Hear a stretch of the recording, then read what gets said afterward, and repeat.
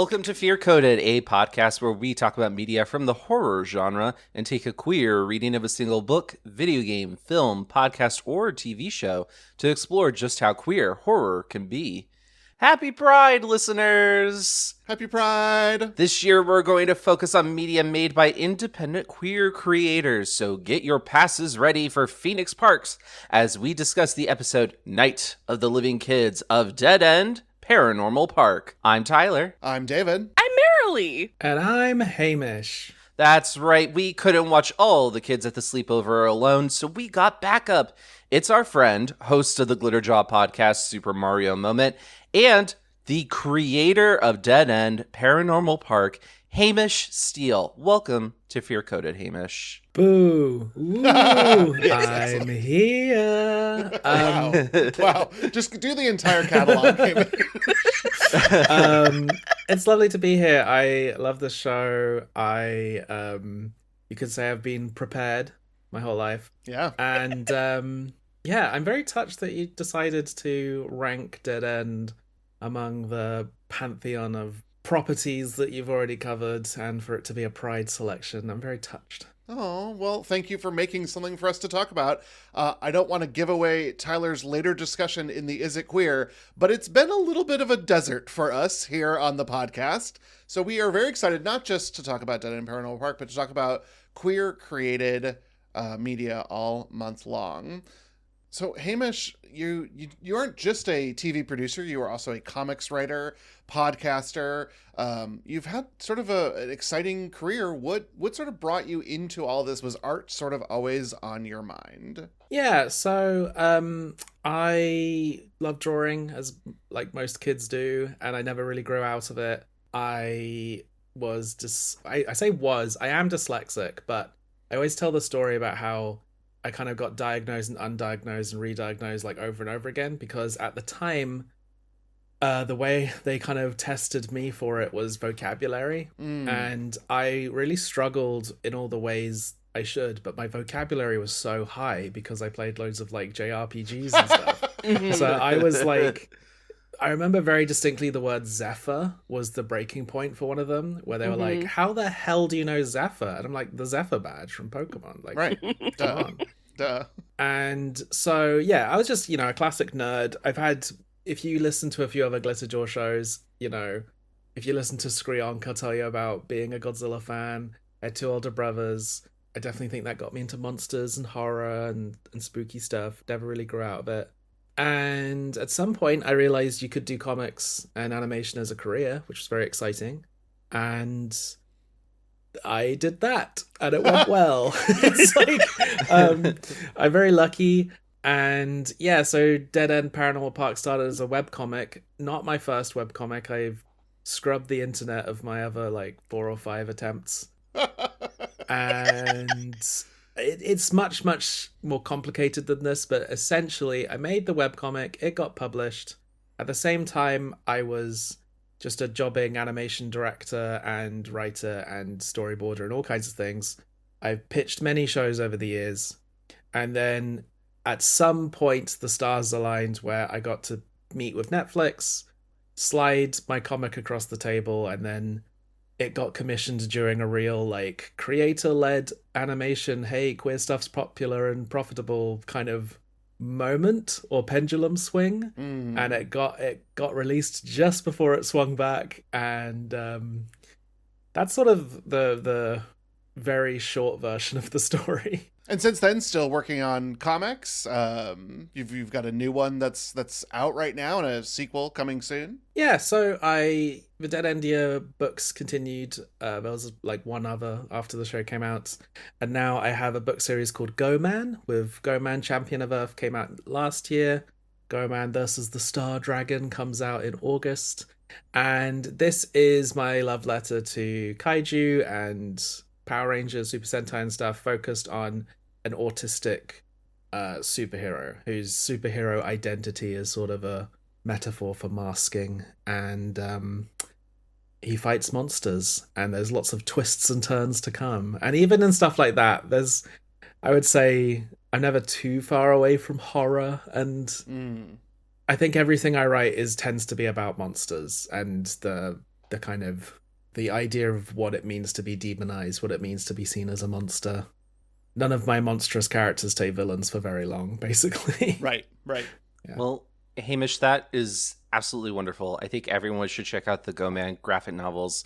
Thank you so much for being here with us. I'm so excited to talk about Dead End with you today.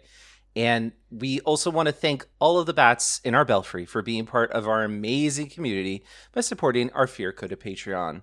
So thank you to Will, Knight of Cups, Blake, Puckish Rogue, Tyler, Ryan, John, Doug, Jacob, Hamish, and Maureen. Now, before we summon a night hag, I want to check in with my co-host and our guests to see how things are going for them in the landscape of horrors that our real world has to offer. What's making y'all scared, or what is making you feel prepared? Hamish, as our guest, let's start with you. I am feeling prepared because at time of recording, we're about to enter convention season. Woohoo! So I think I'll have actually done both of these conventions by the time this comes out, and hopefully they've gone well. But I got London next weekend, and then I'm going to Canada for what I would say is Toronto, but I'm told is Toronto. I always get made fun of for saying it that way, but I'm sorry, it's got T's in it. And that's for TCAF, which is always loads of fun. And then, I just got a summer of little events. I'm doing a few conventions that I've never done before, kind of smaller independent ones. Like there's one called Ink with a Q, and the Q stands for queer. I love that. Nice. Yeah, Love that. great. In September, I'm doing my first one in Scotland, which is really nice. Everyone will be able to pronounce my name correctly there, which is good. Yes.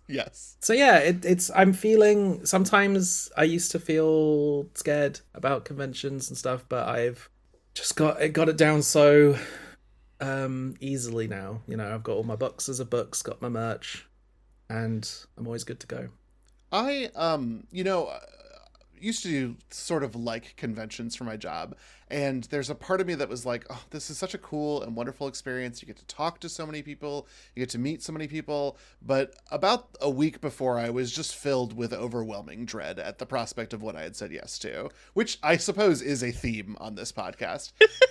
Any of that as part of your preparedness, or you're just like gung-ho and into this?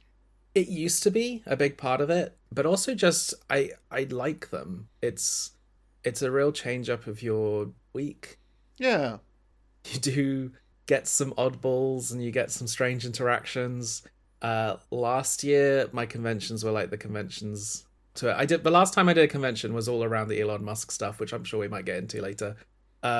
He was not a fan of the show, sadly. And spoiler alert. So there was a bit of like scariness then. I got like threats and stuff to not go, and this time I'm like, but then they turned out to be great, and this time it's nice to sit at a table and get paid and people tell you how great you are for 3 days straight. And I tend to see a little bit of Dead End cosplay, which is nice. Aww, and it's really nice also getting responses for Go Man, because it is a bit scary to do something new, and people seem to like it so far, so that's good. It's fantastic. People should read it. It's really good. Yeah. I don't know what that was about, but thank you. Do you sign things while you're there? Is getting a signature from Hamish Steele something that people look for at a Comic-Con? Yeah, I sign the books I sell, but I'll sign anything. I've signed people's hands, people's pencil cases, other people's books sometimes. Whatever they have. Hi, I can't buy a copy of Go Man today. Would you sign this copy of the Bible? Thank you. Quite often people bring like really old books of mine, or things that they bought from conventions 10 years ago, or things that are out of print. That's always really nice. I'm always pleased to see people bring my first book, Pantheon, which is currently out of print, but that's always nice. Or occasionally people have brought books and I've looked inside and I've already signed it, and it's because they got it from a store which I signed, but they want a new one that's personalized to me. And I know that a lot of queer creators, I do offer this as well. I sometimes re-sign books when people have changed their names, or I have quite a few and an interaction that happens quite often, I would say, is a young person with their guardian or parent comes to my table and I ask, would you like your name in it? And they sort of nervously say no. And I kind of know what's going on. Mm-hmm. And I always, if any of them are listening, you can always come back and I could re-sign it or write in your new name or, things like that. I think you end up feeling quite fulfilled in many ways at the end of the week. Just, I have quite a thick skin with the show and my stuff, but if anyone ever says like, oh, no one watches this, no one likes it, it doesn't like, kids don't like it or whatever, I go and do these conventions and it's just like, lines of people who tell me stories about what it meant to them. So yeah, I'm looking forward to it and I'm very prepared. And if I'm coming to a town near you, come see me. I'm taking a year off from the US right now. Can't imagine why. Can't imagine why. Can't imagine. Why is that? We don't know. Who could say? But Who could say? I will be back. Wow, the first episode of Fear Coded to make me shed a tear, because that was really sweet, Hamish. Thank you for sharing all of that. Yeah. I haven't made you cry yet? What have I been doing here? David, you've been driving me insane, which is different than making me cry tears of like, wow, queer beauty and kindness mean everything in the world. I'll take any emotion I can get, Tyler, at this point. Oh. Tyler, what does that mean for you? Are you feeling scared or prepared this week? Thankfully, I'm actually feeling prepared.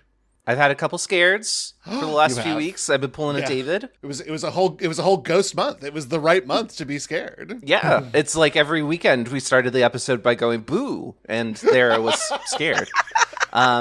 No, today I'm feeling prepared. So I mentioned before I was playing Diablo 4 and I was getting really into it and stuff. And then I finished the latest expansion and it's like, wow, the story in this is way better than I ever thought it would be. Which it feels weird saying that because I think most people think of Diablo and they're just like, oh, it's the looting game. You go and get stuff out of dungeons and then it's more loot and then you chase more loot and all that. And I was like, okay, I'm ready for that.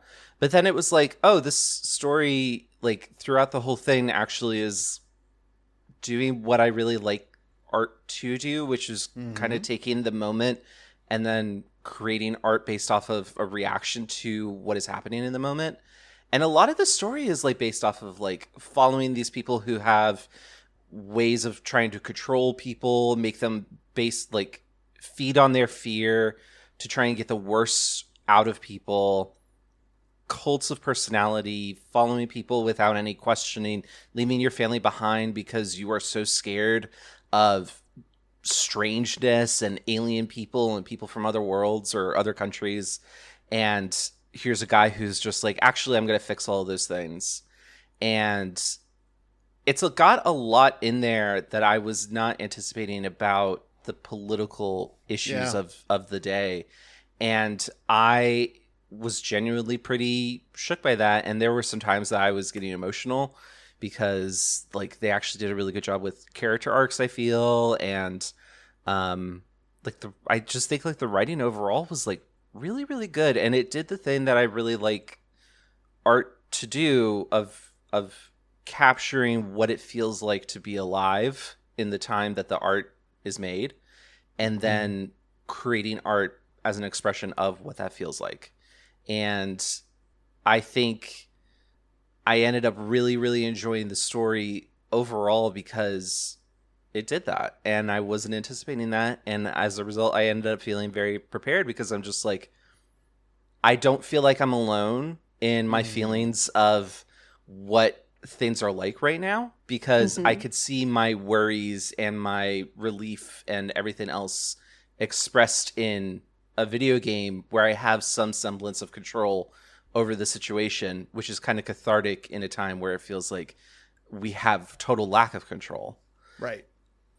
And not that there's anything wrong with independent. Obviously, we're talking about an independently created video game this month, but like that story was told in Diablo 4, kind of a big one, and I think that also speaks to the importance of the moment, right? Yeah, especially coming from Blizzard, who's owned by Activision, which has a very loaded history, right, of really poor treatment of workers, sexual harassment, and worse, and if you don't want to play Blizzard games because of that, that is totally understandable. But I think to at least see a story like this reflected in such a major property, like one of the biggest properties in gaming, I think it's important. And I'm glad that they were willing to go there with the direction that they went, as opposed to doing something that would have been really safe and would have been not as interesting to play through. So I'm feeling prepared. I think this was a really good gaming experience. If you are at all interested in playing Diablo 4, it's always on sale. And there's like many hours of gaming content in there. So I highly recommend that. Also, it's got a great character creator. All of the characters that you can make in it are super hot. No matter what you do, they're always really hot. I made a really hot druid my first time I played. He was big and hairy and very handsome. Yep. And he could turn into a bear, which is like all the things that I want for in a man. Yeah. What I really want, I want you to push that animate button and be like, I don't even see a difference. That's the perfect character. Exactly.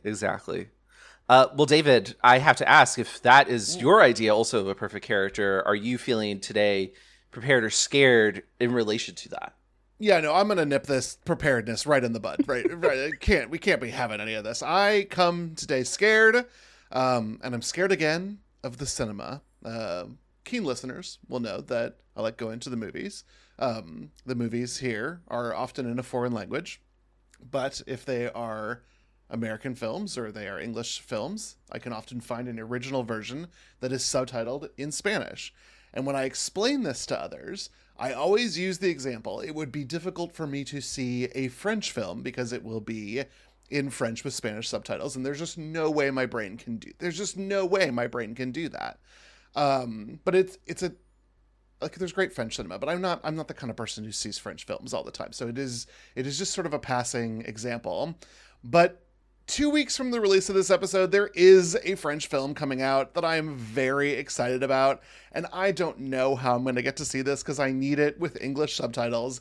And it is Jim Queen and the Quest for the Chloroqueer. I desperately want to see this animated movie about a gay bodybuilder in Paris when there is a disease ravaging the gay community that is turning everyone heterosexual, and his quest to save queerness everywhere. It looks stupid, and by that I mean incredible, and I just can't wait until I have an accessible way to know what is happening in this movie.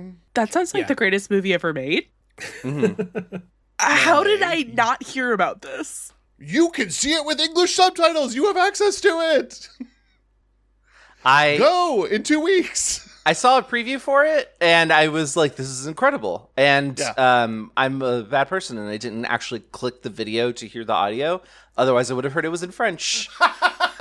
And then I would have been like, what do I do? It is funny to me because just to look at it, it also looks French to me, but I'm not like an expert. French animation has a look, and the look is not consistent. The look is, how did this get a wide theatrical release? It doesn't look like a Pixar movie. It's 2D. I love the animation, actually. It's very like rough. Yes. It looks kind of like, in the nicest possible way, it kind of looks like an old Flash cartoon has managed to make it to a cinema. There's lots of like imperfections that make it very appealing. But his abs are Barney's nose. Like it's incredible. Like you have to suspend disbelief. It's great. It is what a cartoon should be. I love human-made art. Yes, I do too. I am so thrilled about it. I can't wait to see it. It looks ridiculously French. It looks ridiculously queer. It was at the Cannes Film Festival. Like this is like maybe this is the moment of like queer art being held in standard. Maybe what we needed was a big theatrical French animated queer film. Mm. So I seem to be talking myself out of prepared, but I have to remind myself that I'm going to feel compelled to go see this in the theater. And I watched Hoppers in Spanish, and I watched the Super Mario Galaxy film in Portuguese. I believe you can watch things in foreign languages and appreciate them. But I think that if I hear French and read Spanish, my brain might snap into. That's just asking too much.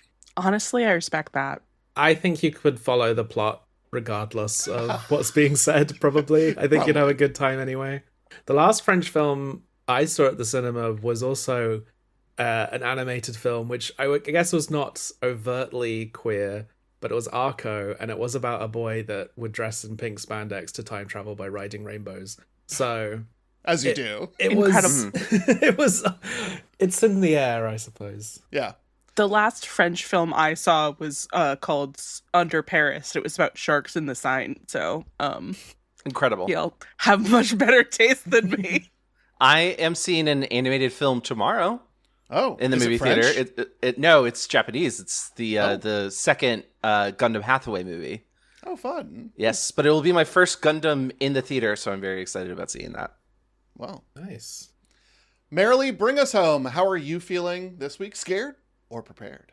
Well, first of all, I want to really thank David for also being scared, because I was going to feel really dumb after Hamish and Tyler had these beautiful moving things. It was like, well, I'm scared because this morning when I first woke up, my cat knocked over my glasses, and when I was trying to find them, I bumped my face like hard on my bed frame, and like you can barely see it, but like my lip is all swollen because I bonked my face real hard.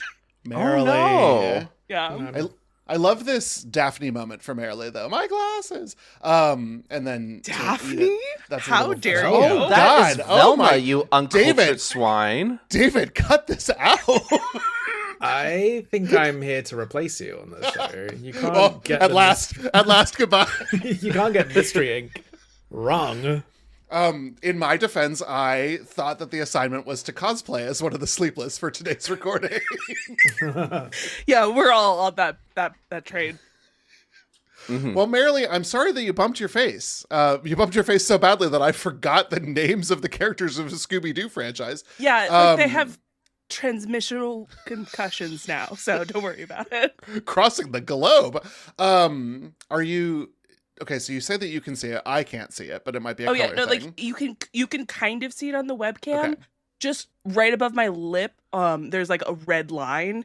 That is where the swelling is the worst. I have a very cold drink that I'm occasionally putting on my face, but I can see it, but only because you keep pointing it out. yeah. Yeah. It's just it was really hard. It just right on the rod. I felt so stupid. I couldn't see anything, so it's not like... Yeah. Marilee, which of the two terrorists was responsible for this? It was Cowboy. It was Cowboy always. Just always. It's always Cowboy. Listen, he is a little bit more rambunctious, and he does love to knock things over. Yeah. And that's very perfectly cat appropriate, but like, come on, my guy, not my glasses. Rambunctious is a great way to describe the titular kids in today's topic of conversation, because today we are talking about the animated series Dead End Paranormal Park, specifically the 4th episode of the first season, Night of the Living Kids. This episode was written by Jen Banderkoff and storyboarded by Crystal Jojo and Dan Haman. The show follows Barney, Norma, Pugsley, Barney's magically empowered dog, and Courtney, a demon trapped on Earth, as they deal with the supernatural world while working at the celebrity Pauline Phoenix's amusement park, Phoenix Park. Night of the Living Kids is about Barney seeing his younger brother Patrick while he and Norma supervise a sleepover at the park. After the kids summon a real demon called the Night Hag, will anyone survive until dawn? Unfortunately, even though the series got rave reviews, Netflix did cancel Dead End Paranormal Park after its 2nd season. But fans don't despair. The conclusion of the story can be found in the source material, the comic series Dead Endia. The 3rd volume is all of the conclusion, which, let me tell you, you really want to read after you watch the 2nd season. What's everyone's experience with this animated show? Like, normally we start with our guest, but I do think we've already covered that. I mean, I just watched it when it came out, and I've sort of forgotten it. I think there was a 2nd season. I haven't seen it. Wow. It's all right. Yeah, when I was messaging Hamish, he said, I don't think I need to re-watch the series necessarily to talk about it. I was like, no, probably not. I did reread the script this morning. Oh, wow. And I watched an old... I have my versions, which all call the show Dead Endia because that got changed after we delivered all the episodes in the last moment. But yeah, what are your experiences with my show? Be nice. Well, I believe I have talked about this on a podcast before. I think when Gimmicks we did our rewatch of the musical episode Phantom of the Theme Park, I talked a little bit about this, but I came by this very circuitously. I was listening to Hamish and his friend Luke on a podcast, completely unrelated to this. And at one point in time, Hamish just casually was like, "Oh, no big deal. I'm working on a Netflix show. People should watch it."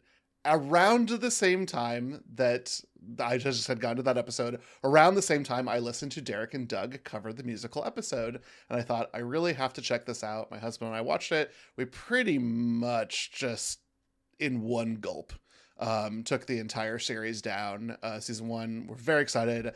Season 2, we let be a little bit more of a slow burn, which I was impressed for us, but we did have to wait for it to come out. And I don't know, delightful. I love it. But it was very strange to feel like I had gotten to know Hamish and have no idea that this was part of his life. Because all I really knew about Hamish is that he watched a lot of Gordon Ramsay. And so that was all I really knew.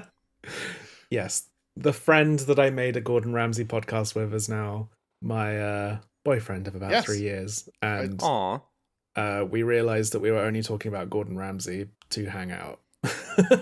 and Wait, live on air. Not live on air. As a produced podcast episode, they made this announcement, and I was driving through either eastern Montana or western North Dakota and almost drove off the road. I was so excited. Incredible. I would have been fine. Off the road is just more flat. There's nothing calamitous. Your car probably would have gotten like a tiny bit dirtier. Yeah, that's all. I also just want to be clear, I'm not like the world's biggest Gordon Ramsay fan. We did an episode about kitchen nightmares, but we treated Gordon Ramsay the way like a true crime podcast would treat like murder. It's like, we don't love it that it exists, but it's fascinating. And we got like 50 episodes of it. Yeah. Just I wanted to listen to that podcast after I heard David talk about it on Gimmicks. I never got around to it. I have a lot of podcasts in my queue. I can't listen to every podcast. I have never been more intrigued in my entire life than this moment. Yeah. Maybe start with the episode where they read his biography, which is when I was like, well, these two have to be in love with each other. Come on, like who would do this?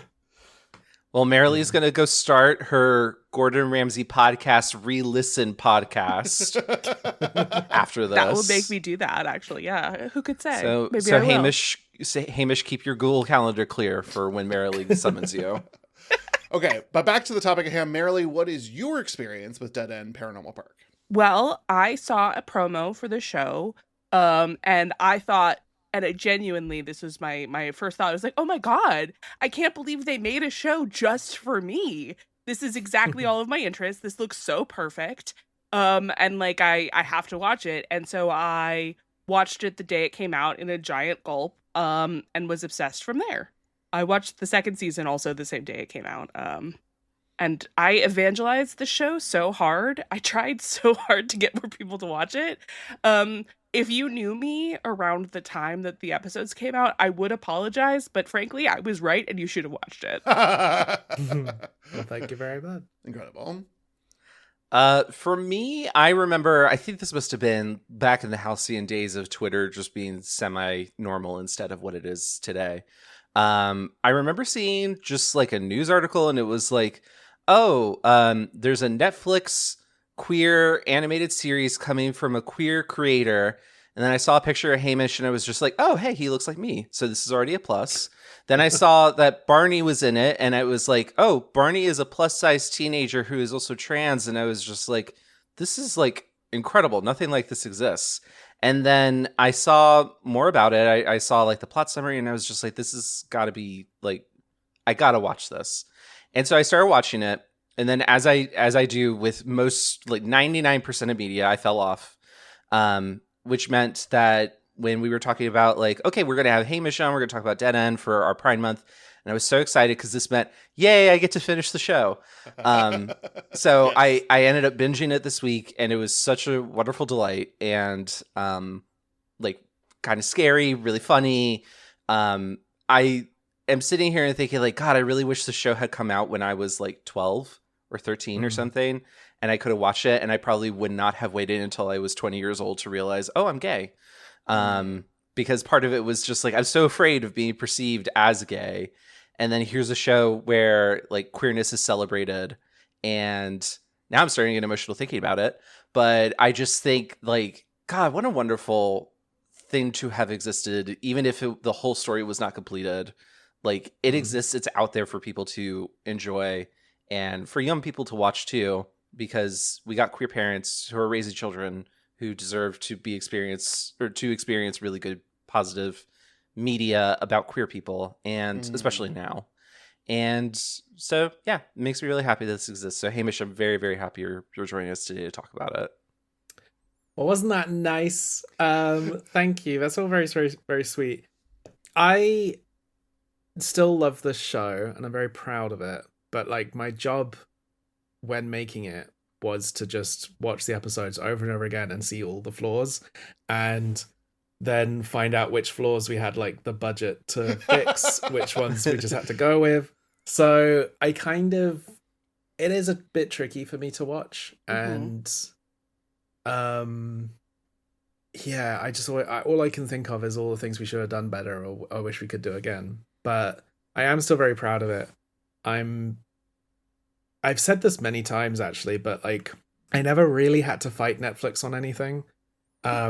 I came prepared to fight, but I think basically for like the first few months of like development or pre-production, I would sort of change the subject whenever the queer stuff came up with Netflix, or I would like assume I'd have to sneak it in somehow, or like hint somewhere in season 2 that Barney was trans. And then they kind of went behind my back and asked like the other producer at my animation studio, like, is Hamish okay talking about this stuff? He seems like kind of nervous whenever we bring it up. And I was like, oh, you want the queer stuff, like that's why you want to make it? And they said yes. And that's when they really pushed to like put more of it in there, and obviously get trans actors into the show, multiple trans actors in the show.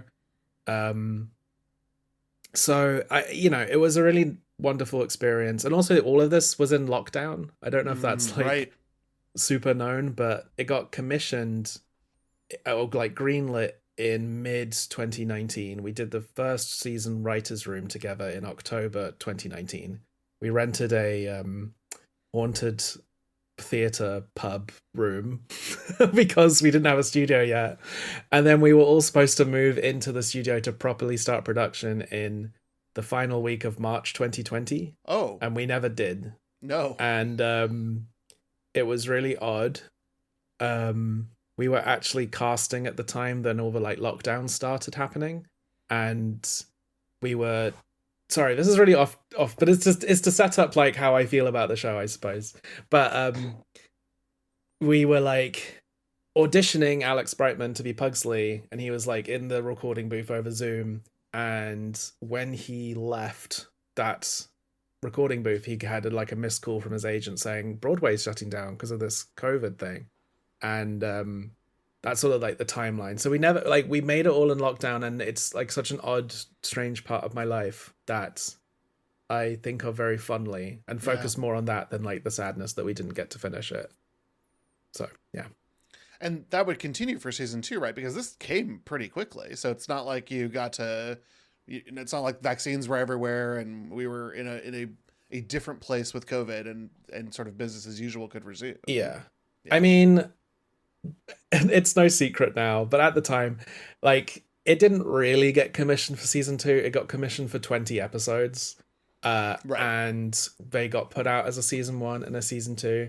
In fact, one of the reasons we thought to call them season 1 and 2, we could have made it all one plot line with like just a gap in the middle. But one of the reasons they don't like to call them season 1 and 2, they really pushed for like parts at that time, that like things were released as part 1, part 2, was because of actors unions. And if they get a season 2, we have to give people more money. So they were really like that's the weird thing about working with Netflix, is that the actual people I worked with were wonderful. I had never had a complaint about any of them. But there's odd stuff about working with a big company, because up until then I'd mostly done smaller things, independent things. And yeah, so there was lots of strange logic. Yeah. Again, like season 2 didn't even get a trailer, because they were like, we're not doing trailers now, and you're like, you are, but you're not doing it for us for some reason. Yeah, there was lots of strange stuff going on. But and the name, I mentioned the name. The books are called Dead End Year. They wanted to call it Dead End Paranormal Park, which they told us like a month before. It was like a few weeks before the trailer came out, and they had this big whole presentation about how important colons are in in titles, which is really weird. They were like, our most popular show is Boss Baby back in action, back in business. Yeah, and they were like, maybe it's because it's based on a movie that is like really popular or like whatever. And they're like, no, we think it's because their most like She-Ra was already out at that point, right? Yeah, but she's got a colon too, Princess of Power. I guess that's fair. Yeah. You know, when you hear things about this, and I run into this a lot with gimmicks, is all of Hollywood one giant game changer episode where someone's like, you'll get bonus points if you commission more colon titles?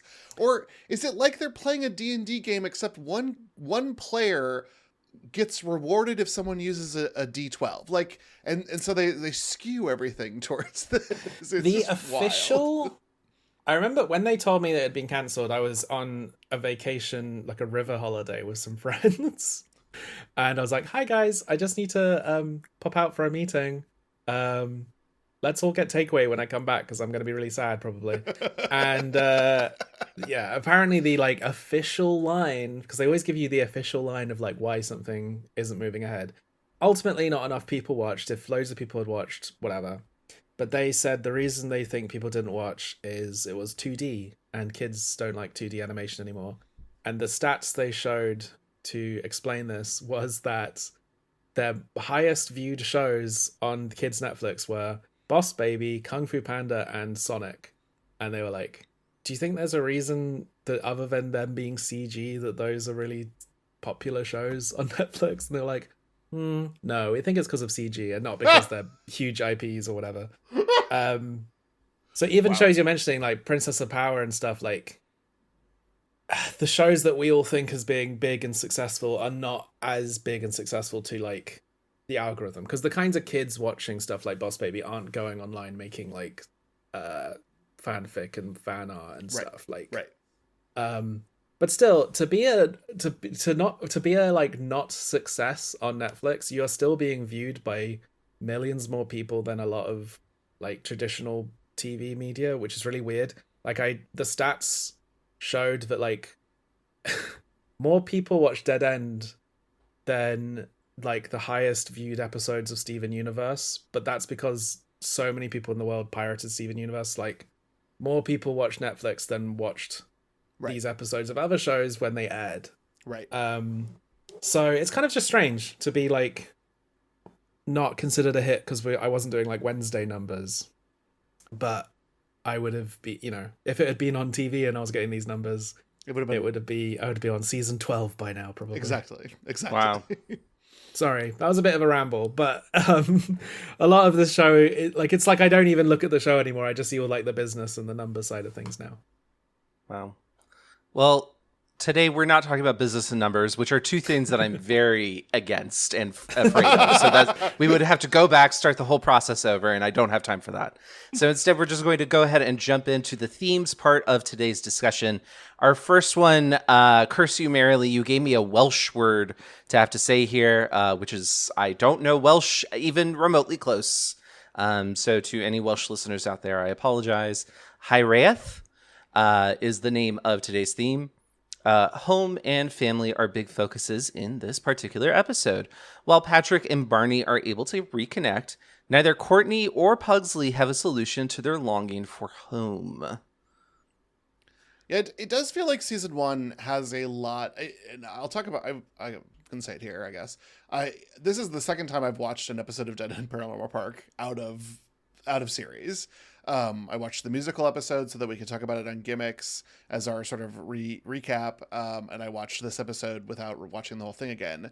And it is wild how much every episode works to stand alone, and yet how much is built for the series long conversations that are happening. And one of these is about finding a place to be home. And I love that. I think that it is very well told in this episode. It is a fun theme to capture here. And it is personally where a lot of the horror that was not children came for me. Children being, the thing I'm most scared of in the world. You famously dislike. Yeah. Mm-hmm. Well, ghost children that's the worst.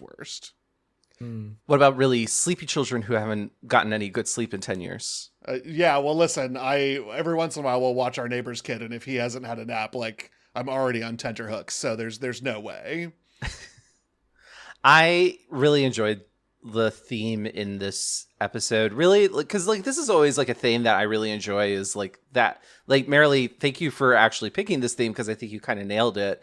Because by using this particular word, because that's how I feel about my hometown is I miss it, but I can't go back to what it was because that's gone now.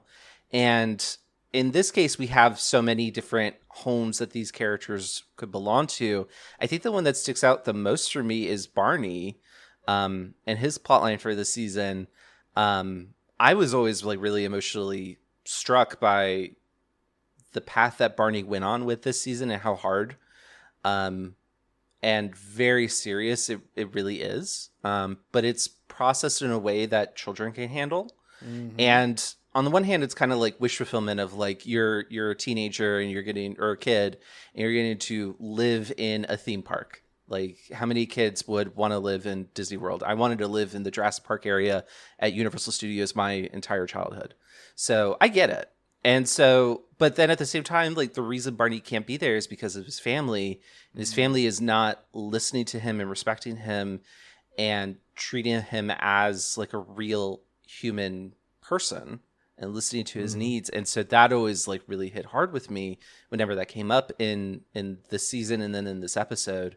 I think I'm not just going to be tooting Hamish's horn the whole time because I love the show, but Hamish, I know this is something that even though you were not directly involved in the writing for every single episode, I think the fact that this is still coming from your source material, I think this is a really good way to handle a very serious conversation and topic in a way that's easy to process for kids.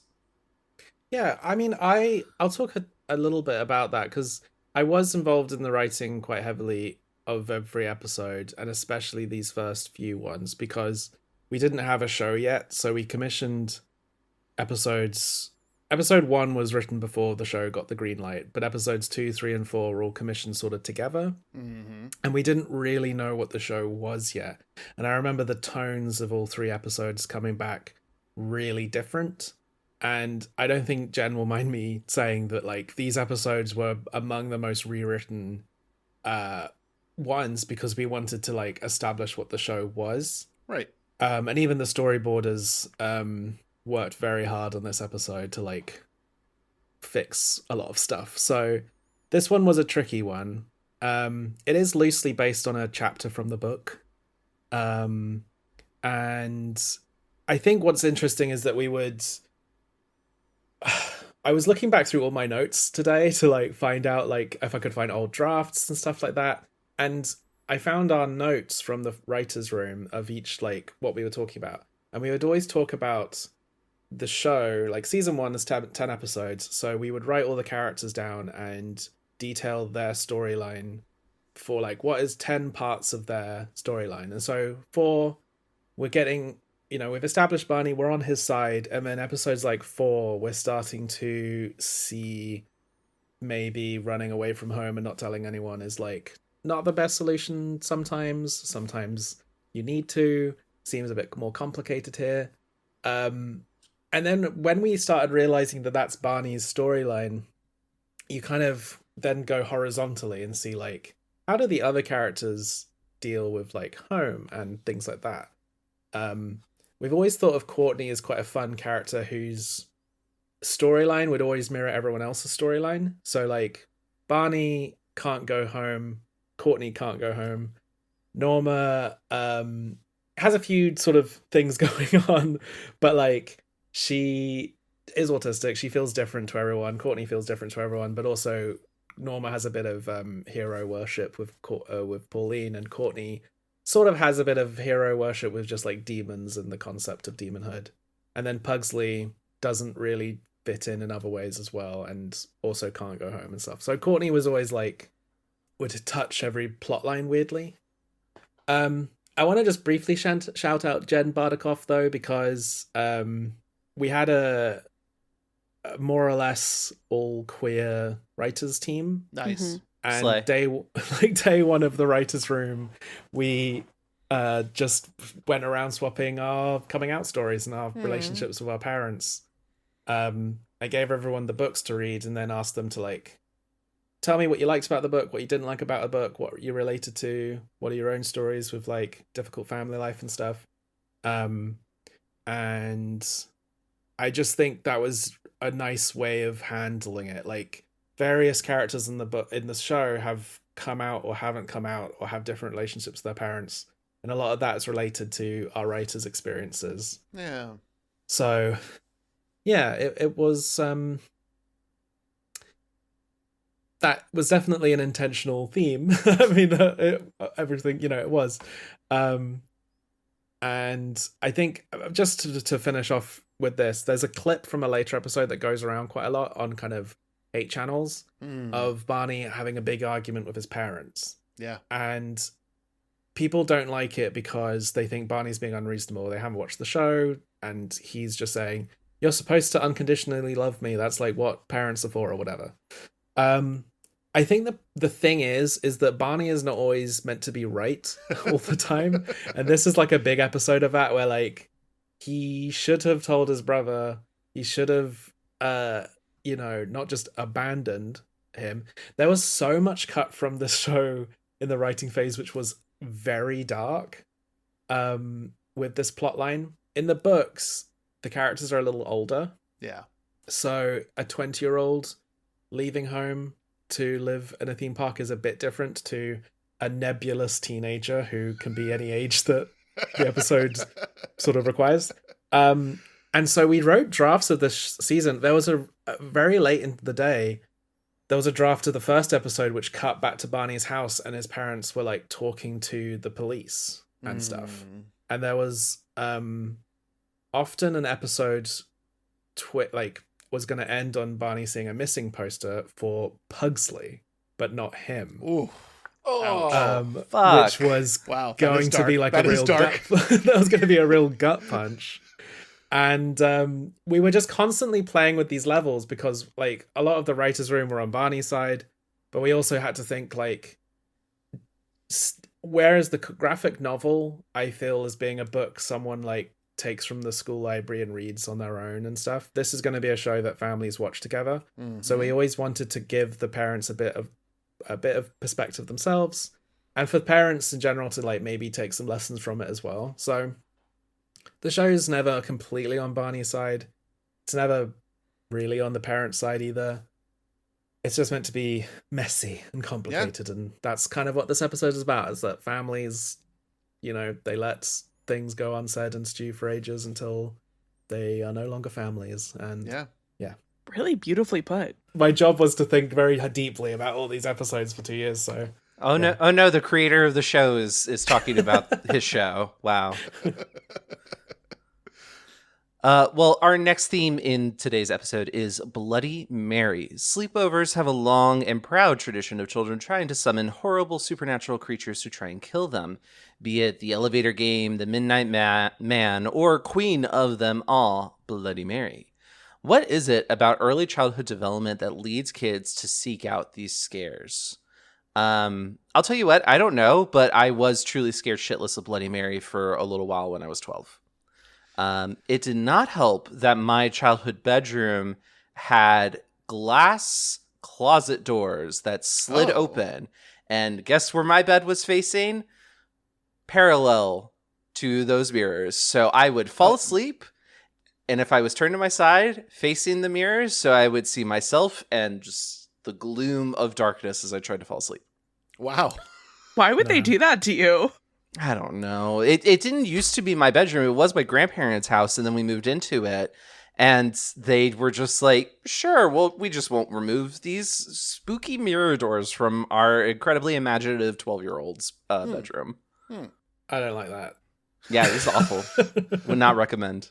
But yeah, I think here's the thing, like Bloody Mary and all of these like supernatural games that we play as kids are around for generations. Like they last for so long. So I do kind of think like there is something to be said about like what is there that kids find so alluring. And I think it probably has to do with like, first of all, kids do want to be scared because that's everything is pretty new for kids. And so getting scared is a very novel emotion when it is about something that is like, it could be fictional, but what if it's real? And I think that kind of liminality is really attractive to children. And because it's just so different, it's so unusual, it's so unreal. And especially when you're like 12 years old, you're leaving childhood and you're moving into your teenage years and young adulthood, where like creativity and imagination are really highly praised. But then as you get older, those things kind of get stamped out. I think there is like a golden zone around this early childhood to middle childhood and early teen years that does speak to like, I think kids just want to be scared. And I think, shows like Dead End were so great because like, we did our whole month about kids horror back in November, and we talked about like Goosebumps and Are You Afraid of the Dark? And those things were like really, really scary sometimes, like genuinely quite terrifying. And then we also have something that's kind of like still scary, but it's a much softer side of the spectrum where you have Dead End. And I think like this, again, like this would have been like the perfect show for me to watch when I was like 11, 12, 13 years old, because it kind of packages those ideas up into a way that's like easy for like my brain, which was like, hello, I was falling asleep looking into a mirror every night. My brain was scared of things very easily. So I think that this was a really good way of kind of communicating like this tradition that kids have. And kids are also just kind of dumb because they're experiencing everything for the first time. And so why wouldn't you try and summon something out of a mirror that could potentially kill you or steal your sleep? Because why not? Tyler, I have an answer to that question, and it is self-evident in the question itself. You should not do this. You should not summon an entity that is meant to do you harm. Stop doing that. Stop summoning entities for harm. David, are you telling me you never tried to summon an entity to do harm when you were 12 years old? No, I feel like we're back in I know you did last summer. I don't know who the Hookman is. I don't recognize most of these names. Bloody Mary, I do. It was hard to escape. Not the drink. Well, no, but yeah, okay. I had an alcoholic father, so I didn't escape that either. This one cultural touch point feels like unavoidable because it was in everything. Blossom did this, ergo I knew about it. There's the episode title. But I've never heard of I have heard of the Elevator Man because of Marilee. I have never heard of the Midnight Man, and I frankly don't need to. No, Midnight Man? Gimme a man after midnight. That's all I know. I'm just gonna quickly agree because I don't remember any of this stuff, and I still don't, and I don't want to just say it's like not a thing in the UK, but I associate it with American TV way more, and I always found can I be vulnerable? Of course. Yeah. I still don't know what light as a feather, stiff as a board is, and if it's real magic, and it terrifies me, and I don't know what it is, and I'm scared, and I've always been like terrified of girls' sleepovers because I think they're doing actual witchcraft. Okay. Well, Hamish, great news. We're actually going to do that later in the episode, so get right ready. Now, get your... Incredible. As probably the only person here who went to a teenage girl sleepover, I can say we did play Light as a Feather, Stiff as a Board. And we never did it, but at one point somebody was like, should we try and summon Bloody Mary? I, of course, was like, no. What's Bloody Mary going to do for you? Kill you. Why would you do that? Thankfully, like in the episode, there's lots of debate on how to summon Bloody Mary properly. And so I was able to stall past the agreed upon golden hour to do so. Yes, merely introducing Robert's rules to like protect herself against a demon force is incredible. I'm just imagining you merrily staying up until 3:01 and just being like, "Oh, it's too late. We can't do it. Sorry, let's go to bed." It wasn't quite like that, but it wasn't not like that. Point of order, Mr. Chairman. We cannot summon this ghost until we have a quorum. Thank you. Well, no, it's like we were all there together. We're like, should we do it? It's like, it's the witching hour. And somebody said, yeah, you can do it between this time and this time. It was like, great. Match set. Let's go. Listen. This is how people like Trump get elected, because people are at the like polling booth being like, what's going to happen? Well, you're going to summon him and everyone's going to die. Ooh, let's do it. Let's do it. That sounds By fun. everyone, you mean all the people that I hate, right? No, all of us, just all of us. Well, that's pretty scary, but we need to ask some questions of the media that we are here to discuss. The first of which is it horror? Were you scared watching this episode of Dead End Paranormal Park, Night of the Living Kids? This one's scary. This is a really good episode textually. Like, the scares work like gangbusters. Yeah. Yeah, Hamish, I was actually thinking about this when you were saying that this was one of like the first batch of episodes that you in the writer's room were trying to figure out what is the story that we're telling. And I think like I first of all, I love the whole season, but I think like starting with this episode, the writing gets a lot tighter.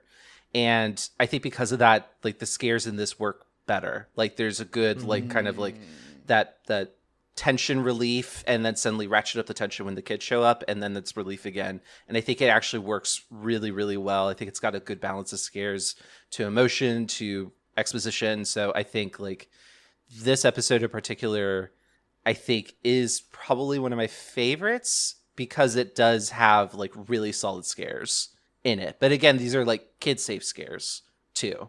So like I wasn't scared as a 35-year-old adult non-binary person, but like as a kid I would have been like, which I think is like mission accomplished. Yes. Yeah, I mean, I grew up on Doctor Who, and that's prided itself on trying to scare kids. I think scaring kids is like quite a wholesome activity. It's like They love it. It's enrichment. Mm-hmm. Yeah, when we did like a day to a UK theme park into like just to do writing research, and it was at October, so it was all Halloween themed, and we went around a walk through haunted house, and we saw like a 12-year-old maybe who was terrified, was like clinging next to their parent, like really scared of everything, and then their like 8-year-old sibling who was loving every second. Yeah. And we said early on in the writer's room, like when we're making kids horror, we can't assume that like you get braver and braver as the like every birthday. And that's why the very first scene of episode 1 has like a big jump scare and like a kind of weird zombie moment, because that was the like, okay, if you get through that, you'll be fine for the rest of the show. That's right. The scariest bit of the show. But this one comes close, and I don't think we ever go the scary again, and I sometimes wish we had. I remember when we did do a season 3 writers room, and that was one of the things we talked about, was like season 2 wasn't very scary. The demons are all really lovable now. Let's make sure we go hard with the angels being as terrifying as possible. Alas, but I don't know, Hamish. That first episode of season 2 with the spooky hand was really fucking creepy. Yeah, the hand was a lot. Oh, Fingers, my beloved. voiced by Jamie Demetriou, brother of Natasha Demetriou from What We Do in the Shadows. Oddly, yeah. He was good at being spooky and scary. But yeah, I think this is probably their scariest episode. Yeah, I think not only does it have the textual on-screen scares, because I think there's a lot of visual language. At one point in time, we get the announcement from Pauline that they're closing the park, and we just see the park at night with no one there, and that is a very scary sequence of scenes. I don't like that. I think that when theme parks close, they should just cease to exist. I think that's the polite thing to do. But I will also say there's the other fear that is in this episode, which is the adult story, or the adult scary storyline of Barney dealing with the fact that he's run away from home. He's disappointed his brother. He's now looked at a text that he hasn't responded to in so long that it's awkward to respond to it, which is the greatest anxiety producer that I could ever look for on television or film. Yeah, that's pretty scary. You just can't. You can't. Happy Tuesday. You can't just do that. It's been months. I mean, it's just that's what all the fears we talked about in the writers' room were. Yeah. I think it's a little like the debate of like whether something like I saw the TV glow as horror or not. Sort of depends on who you are and where you come, like what you consider scary. And if you also remember, like the previous episode, we got a flash of how Barney views his parents and grandparent, and it's very like visceral. It's like a real horror fear world. Yeah. So yeah, I think that kind of mounting dread throughout of like when are all these plot lines gonna cross over and clash is probably scarier for the like older kids, whereas the younger kids are just like zombies. Mm-hmm. Yeah, but both. So that's the both. thing, is it's both. It's both. This episode is also weirdly a Jurassic Park parody at times. We like that. Yeah. Like mixed sort of its inspirations quite frivolously. I'm Jurassic Park was my hyperfixation from like 5 to, I don't know, 16. So congratulations. Like I was especially biased to this episode. I mean, Jurassic Park is the like horror theme park film, like in many ways. So we had to kind of pay tribute to it at some point. Perfect. So true. And honestly, I do think that really liking Jurassic Park is a really good indicator that your kid might be queer, which rolls really nicely into our next theme, which is, of course, is this episode queer? Let's discuss this episode, the concept of queer theory. Can we find a queer theme here? Do you think we could do it, gang? I don't know. This show's month, pretty heterosexual, so yeah, Tyler, I will boot you out of this meeting so fast your head will spin, and that will make me scream if that happens. just get the bat. Yeah, I mean, we better be saying yes a lot to this month, because we are talking about queer created media all month long for Pride Month. I think that it is textually very queer. We have queer characters. We have queer characters who are reconciling with their queer identities, but not necessarily making that the function of the show. The show has overarching plot lines that matter with and without that identity, which means that it's not unimportant, but it also is not the primary conflict driver, which is, demons and then later angels. And I think that the interesting thing about getting to talk about this is that Hamish, as a creator, if you weren't here, we would talk about you as a creator, even though we know you. And I know that you have a very specific agenda with the art that you create when it comes to queer representation. Yeah, I mean, I just made a promise to myself that the main character of everything I write for the rest of my life will be queer. Spoilers for Go Man, I guess. he's got a big storm coming when the books continue. I think, yeah, I mean, it was just really important to me that not just representation on screen, representation in the crew. Jen is a lesbian with a child, and also wrote the Norma coming out episode of season 2. Nice. And just also every member of the crew, and like, Zach Barrick, who voices Barney, he was kind of our first choice. We did lots of auditions for everyone, but I was very I saw him being interviewed about his very minor role in Spider-Man on some red carpet. He's in Spider-Man Far From Home as part of like Peter Parker's class, and he has a couple of lines, and it got advertised a lot that this film was introducing like a trans character to the MCU, and he got asked like on some red carpet, so tell us a little bit about your character, and he was like, well, he likes Spider-Man and he's scared of falling rocks. Yes. Like all queer people, just hate to see a rock coming. And I just knew we'd get along, and we still do. And then we try to surround him with lots of other queer actors and stuff. Interestingly, the person who voices Barney's mum is non-binary, and credits the show a little bit with realizing that and coming out. And is also the voice of Minnie Mouse, just FYI. So that's a fun little bit of knowledge. And yeah, I don't know. Barney got all the attention of like, this is a queer show, it features this character, but we tried to just thread it all the way through where the kinds of stories we wanted to tell. Even the fact that it's set in like a rainbow colored Dolly Parton nightmare world feels very like queer. Yeah. And we always had like queer guest stars. This episode oddly doesn't have really guest stars in the same way we typically have, but it's sandwiched between two episodes, one featuring Alan Cumming and one featuring Tom Lenk. And I don't know, it was just always our go-to is like, who should we get to be a guest star? Well, who do we like who's queer? And it was part of it is because we wanted, I mean, obviously Coco Peru's in this episode as well, but we always wanted actors who would be able to like speak on the show with like knowledge and experience and like know what they're talking about if they ever got interviewed.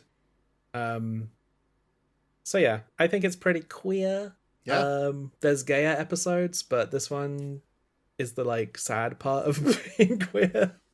That's part of it. And I think for a horror podcast, it does make sense to talk about one of the scarier ones and the one where it's a little less fun to be queer. Yeah. Also, just like, it's not a one-to-one metaphor or whatever.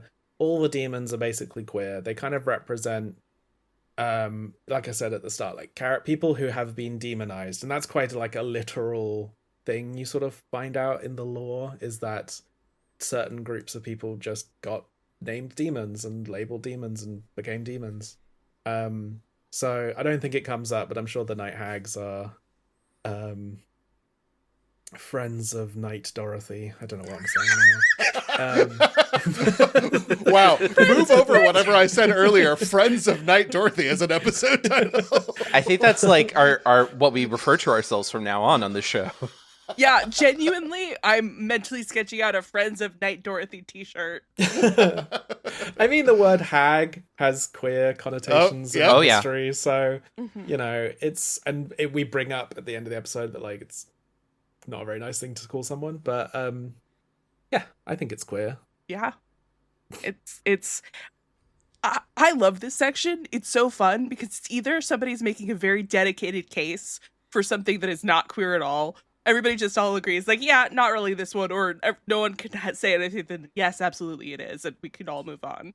And I just love that for us. Yeah, it's a show created by a queer person, written by a queer person, starring a queer person, playing a queer person whose best friend's queer. So it's like, yeah, it counts. I want to live in that world. Dream. It's a lot. It's you know what? Good. We deserve it. We deserve it because it's Pride Month. It is. It is Pride Month. Happy Pride Month. Happy Pride Happy Month. Pride.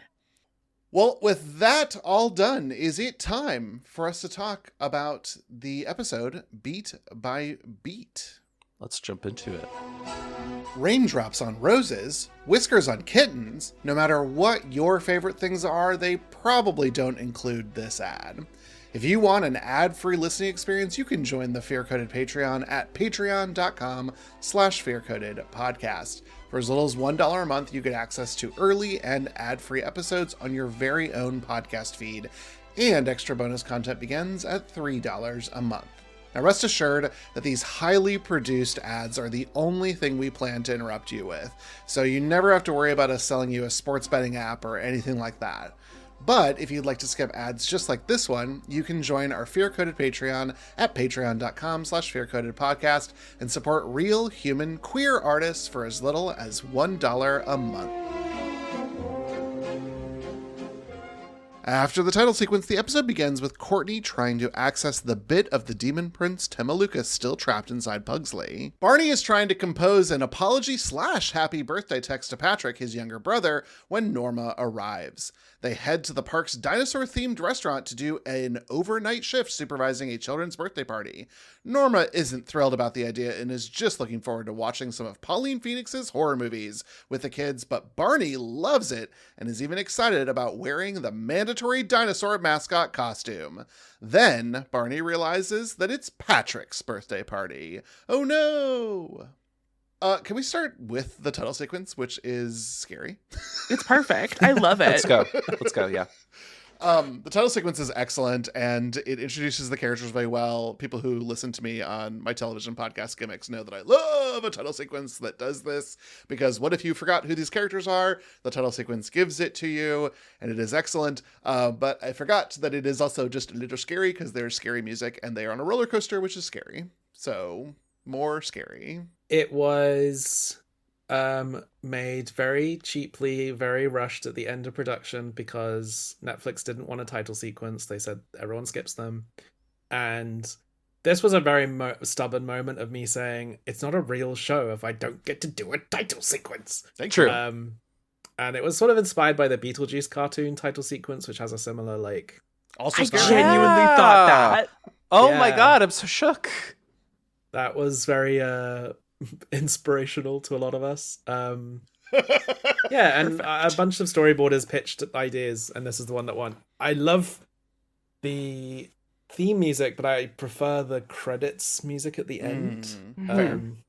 But yeah, and just as a little tease, we were going, if in season 3, if we were going to do it, there was this joke we had planned where the final episode was going to be this big, like, all-out war between demons and angels in the park, and there was going to be a moment where the characters hid behind a Netflix series sort of signpost, kind of just establishing that it was a real thing in the park for some reason. That would have been amazing. Oh my god, that would have killed. I love that. You know, we gave this series so many flowers in the Is It Queer section, so let me tell you, the skip intro button, that's homophobic. So Absolutely. there was a small issue with the show. Genuinely, never skip the intro. Not even once. Thank you. That being said, then the episode starts in proper. We didn't talk about it in the scene description. But Gord gets 13 Ghost lawyered right in half. And I have to assume, Hamish, as a big horror movie fan, this was an intentional reference. I have no idea what you're talking about. Well, nice try, David. David, cut that out. No, David, leave it in. David, keep that in. Hamish, please, can I introduce you to the movie 13 Ghosts? Because a lawyer gets sliced in half. It's great. Buy a glass. Buy a glass. In fact, we cover it on this podcast. I will check it out. There's a lot of slicing in half in horror. The one I weirdly think about a lot is the start of the first Resident Evil movie, with every time I go in like an elevator, I'm thinking like, yeah, here I go. Yeah. Here I go. Oh, see, that's funny because whenever I'm in a really long hallway, I think of that one scene from Resident Evil, and it's just like, oh boy, I hope a grid of lasers don't come propelling itself towards me. Wow. Bunch of Tyler cubes on the floor. David has no idea what we're talking about. I love this for me. But I love Gord, and so I'll just say it: a brave stance here in this moment. I love Gord too. Also, is one of the most different characters in the show to how they are in the books. Where in the books they're like a full-on talking character, and we sort of merged all of his plotline with Courtney. And originally, Gord wasn't going to be in the show at all, but then our sort of lead character designer Charlotte did a character turnaround for him and put him in the like character design folder, and then it just like made its way into the like approved thing. So incredible. You have to thank Charlotte for that. Thank you, Charlotte. Thank you, Charlotte. So this whole thing with the dinosaur costume, and like its overall design. Was that at all inspired by your love of kaiju, or was that just like, I need to make a dinosaur costume? It's never stated, but there's like evidence that Barney chose his name because of Barney the dinosaur, because he seems to love dinosaurs a lot and really want to be in the dinosaur costume. And I think it's hinted more in the books, but yeah, I love dinosaurs. I love costumes. There is another sort of reason for why he's in the costume the whole episode. There's like time travel shenanigans in season 2 that we were like already planning at this point, where the dinosaur costume also, I'll be honest, a lot of decisions get made because of time and budget, and like I think the dinosaur costume was one of the mascots in episode 2. It was, but a different color. A different color. Wow, we were really stretching the budget with that one by recoloring it. But and here I thought that was intentional. I thought it was the same costume. So there's so many. Okay, I was told off because 4 episodes in, our characters had barely had the same outfit like twice in a row, because they're like in their regular clothes in episode 2. In episode 2, they're in their uniforms. In episode 3, they're in their beach outfits. And in episode 4, I was like, they're all going to wear dinosaur costumes. I'm like, you're allowed one dinosaur costume, and they're reusing it from episode 2. There was oh god, I don't need to go into it. We had to redesign the beach of the 3rd episode to make it less sandy to justify why everyone had their shoes on, because we couldn't take their shoes off because of budget reasons. Anyway, yeah, so that's why he's in a dinosaur. It's a kind of mixture of the plot and budget, weirdly. Well, in my head, it's because Barney is actually discovering that he has a scaly Sona and he wants to be like a dragon furry. So the writer's barely disguised fetish strikes again. Strikes again. Yeah, I think that's true. I mean, yeah, he's gotta. Well, I think it's great. I love the overall design for the dinosaur themed restaurant, and which then of course leads us into the next part of the episode, which is while Courtney tries to use a melon baller on Pugsley. Oh, poor Pugsley. Patrick looks sadly at his phone while his friends all sing happy birthday. Poor Patrick. Later, Norma shows all the kids her favorite Pauline horror movie, The Night Hag. One of the kids, Vince, knows as much about Pauline Phoenix's movies as Norma, and they both get excited to talk to another fan at that level. The rest of the kids debate if the Night Hag is a real creature or not, with one kid expounding on the legend. Apparently, once the Night Hag has stolen all your sleep, you become the Sleepless, her minions that help her gather more victims. Obviously, the kids then go to summon her, but with some assistance from Courtney, they actually succeed. I'm sorry, Vince's online handle is Wigs for Days, and I just scream to scream because I didn't remember it from my watch through, so that was the biggest that I was like, oh my god, I can't. Either that blew by me or truly and honestly just seeped out of my head because it was a real laugh. It's really good. I will say, it's insane that he's talking about her having like a latex mask with like a hog hair wig, but it's just clearly Pauline's face with like some gray makeup on it. Like, did she get a transformation sequence later? Is that what he's talking about, or what? Yeah, I think it's implied she becomes, I guess she resembles more the real Night Hag, I suppose. Again, early days, I think we were not certain on the lore yet. Sorry to poke holes. That's one of the things that always makes me laugh. It's like, no, she isn't. Look at her. She's gorgeous, but that's no hog hair wig. You actually Vince when he was actuallying Norma. It's like you're the perfect person for this show, because this is the kind of thing is that I've said before, like, writing Norma as like an autistic character was sort of unintentional. I was just originally trying to write her as like relatable. This is how everyone thinks about the things they love, yes, right? Yes. I think introducing Vince as a counterpoint to Norma as a result of that is such a genius move. Like, it's so fun because of all this is like, okay, now we have a new side character that we can add to the roster of the cast, so we can bring him in, which you do later.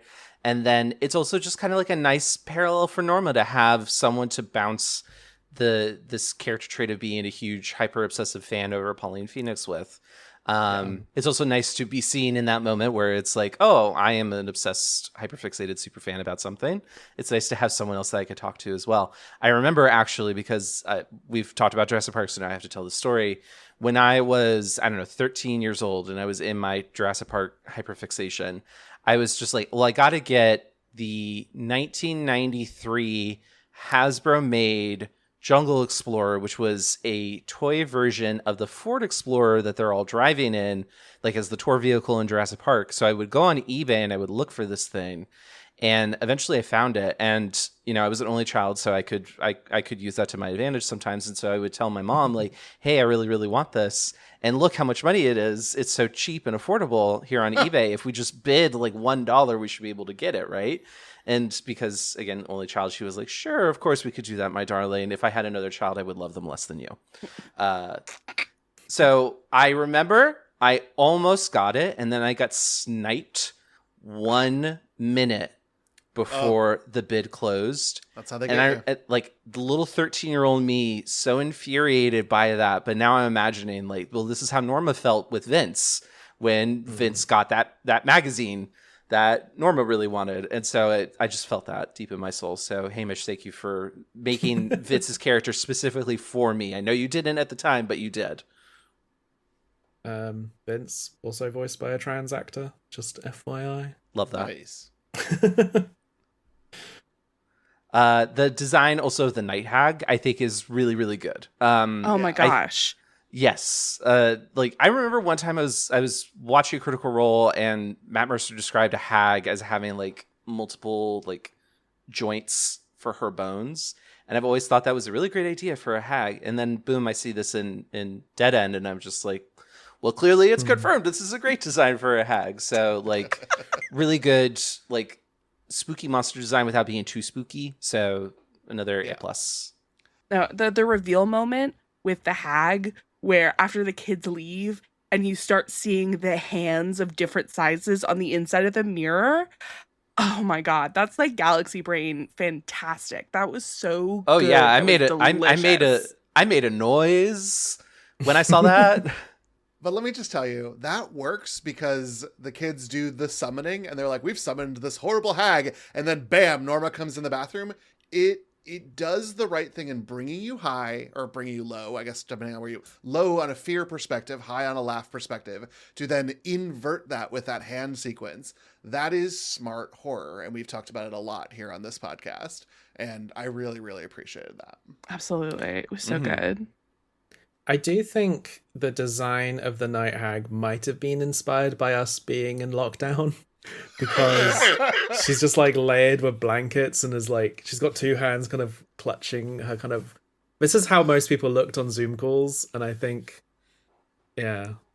That's insane. I love that. Well, let me just ring in the Night Hag right now to defend herself into this call. Are you gonna cough up a wolf bone? Well, I did have wolf for lunch, so it's possible. we are in a Zoom, so the portal is open. Yeah, it's basically a bunch of mirrors, right? Yeah. Speaking of the Night Hag, I just want to say how much I love the clip of the Night Hag movie, and then later Vince and Norma are going to talk about like the vast Night Hag cinemascape, and I'm so obsessed with all of the little bits and pieces we learn about the Pauline Phoenix cinematography universe. I just think it's so much fun. What a great original piece of lore. You know, at one point we wrote her IMDb page. I couldn't find it, but for Pauline, that's incredible. Yeah, she there were early drafts where the tone referenced real world stuff a lot more. I remember her saying that she wanted to be, you know, like Stanley Kubrick, she wanted to make a film in every genre, such as space vampire and you know, that's a good joke. Horror musical and things like that. And her goal in life was to win an OO, which was to win every Oscar category on the same night. Yes, oh my god, Pauline Phoenix, her hubris. I love her. That space vampire costume with the eye patch is pretty slay. I will also say that. Yeah. I love all of her costumes. All right. So as the kids are sleeping, the night hag appears and starts to drain the rest from the kids, but disappears when Pugsley arrives to look in on Patrick. Courtney finds him, and the two talk about how it feels to be homesick and how they can deal with that pain. One of my favorite scenes of the episode, by the way. While they're distracted, the night hag comes back and continues to feed, with almost all of the kids becoming sleepless. Patrick wakes, and, well, this is happening, and at first he's excited because their summoning succeeded. Then he realizes how dangerous the situation is. Barney notices the demon and rushes in to rescue everybody, leaving only him, Pugsley, Norma, Vince, and Patrick undrained. I love Patrick's... I love how Vince is seemingly protected by his knowledge and his fandom, and then it is losing the magazine, which then puts him at risk and eventually gets him converted. And it is, or at least to me, read as like, your fandom can be the sort of thing that puts you into a protective place. It can also be a really harmful experience. And that is a theme that the series comes back to a few times. And so it was nice to have that in this Vince character as well.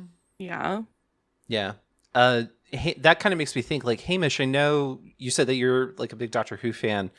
Like, I think like deep in the depths of my memory, I remember seeing some of your posts on Tumblr back in like the big Doctor Who heyday of Tumblr. And that just makes me think, like, what was your experience growing up with fandom? And was it at all similar to like Vince and Norma's experience with Pauline? Yeah, it's all based on just how I was a fan of stuff. I think one of the things I really wanted to do with Norma in terms of like autism representation is I feel quite often autistic characters have really useful like obsessions and special interests in TV. Like they're really good at being a doctor or solving crimes or whatever. And she doesn't. She has something really pointless. But it is important because she's found herself in the one story where everything she knows is, really, really important. And then it gets kind of soured for her. And skipping ahead for like season 2, we tried to make it that even though she becomes obsessed with Pauline Phoenix and that turns out to be a bad person and, whatever, she uses that knowledge to like bring her down, and also we never like shame her for having had that special interest, right. And she gets new special interests and stuff. So the same thing's kind of true with Vince, where he's it's meant to be comical, I suppose, that they're into all these old movies, but also I think we never wanted the Pauline movies to look so bad that you don't know why anyone could like her. Right. They're meant to be camp and ridiculous, but they're also, I think, understandably something people could become obsessed with. And that's how I feel a bit about Godzilla or something, where I love Godzilla films. You show someone and all they see are the like model buildings and the Mothra on a string or whatever. And I'm seeing the story and the craftsmanship and, the factoid about the latex mask and stuff. It's that kind of stuff where it's the kind of facts I'm giving you about the production of the show, I suppose, where I'm like, we did this and this, and isn't that exciting? And sometimes I would tell, when we were doing Mario Moment season 3, where we were doing all the TV shows, sometimes I'd learn a fact and excitedly tell like Luke what the fact was going to be before we record an episode, and be like, wasn't it really interesting that the voice of Princess Peach was also the voice of Strawberry Shortcake? And he'd be like, that's not a fact. That's just a thing. Like, he's very supportive. But it's that thing where it's just like you get obsessed about stuff so closely that everything about it is interesting to you. Yeah. So yeah. I love that. And I would have been very impressed by that fact, just throwing it out there. Right. I love what you do with Vince, specifically the way that you seed the ground for like a plot with Barbara later. I think it's so smartly done here. That's right. My favorite part of this bit, though, is the Jurassic Park illusion with the raptors in the kitchen. It makes me laugh and smile and be so delighted every time I think about it. Yeah, I did the Leonardo DiCaprio meme of pointing at the TV and just be like, Jurassic Park reference. I mean, it is just the best theme park, like kids trapped in a theme park with monsters scene probably ever. And if you're gonna have to acknowledge it or stray really far away from it. Yeah. Michael Crichton loved a scary theme park, didn't he? Yeah, sure did. One of my favorite parts in this sequence was when the egg starts to shake and we are afraid of what could be in it. And there's obviously audience tension before the Patrick reveal, but it cuts to Barney in the dinosaur suit, showing no emotion whatsoever because he's in the dinosaur suit. But the music tells me that the character is tense, and it is so smart / stupid, and I love it. Mm-hmm. Yeah, that was really good. Our animator's favorite shots to work on, I think. Front facing dinosaur outfit, because they're perfect. I love them. Characters that don't show any emotion is what they like. No movements. It's truly just a PNG being like moved slowly toward, like, not even moved, just I didn't even think there was increased in size. I didn't even think there was that. I think it was straight on and flat. So you're telling me that anytime I have to resize a PNG, I'm doing animation? Great. This is going to be a huge boost to my favor of like, maybe I should try and draw something. You should try and draw something, though. Just throwing it out there. No, that is not where my gifts are. God, this is like such a fun episode. I know we've talked about this to death and said it so many times, but this really is like, it's such a fun time. Yeah.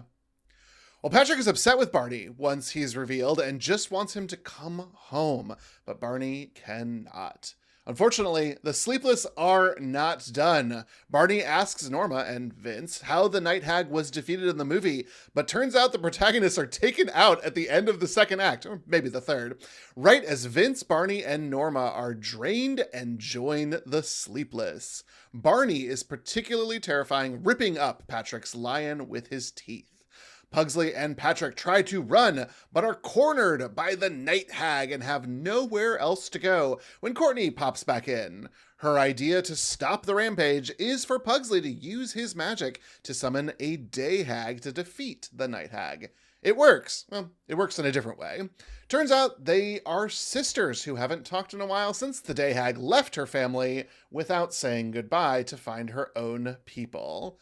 The two leave to catch up, curing all the Sleepless, and the day is saved. Hamish, I have a bone to pick with you for this particular sequence. And it's that you did end up making it so all the protagonists got taken out by the Night Hag. And like, that would have fucked me up as a kid. Like that, I think that shit is so scary.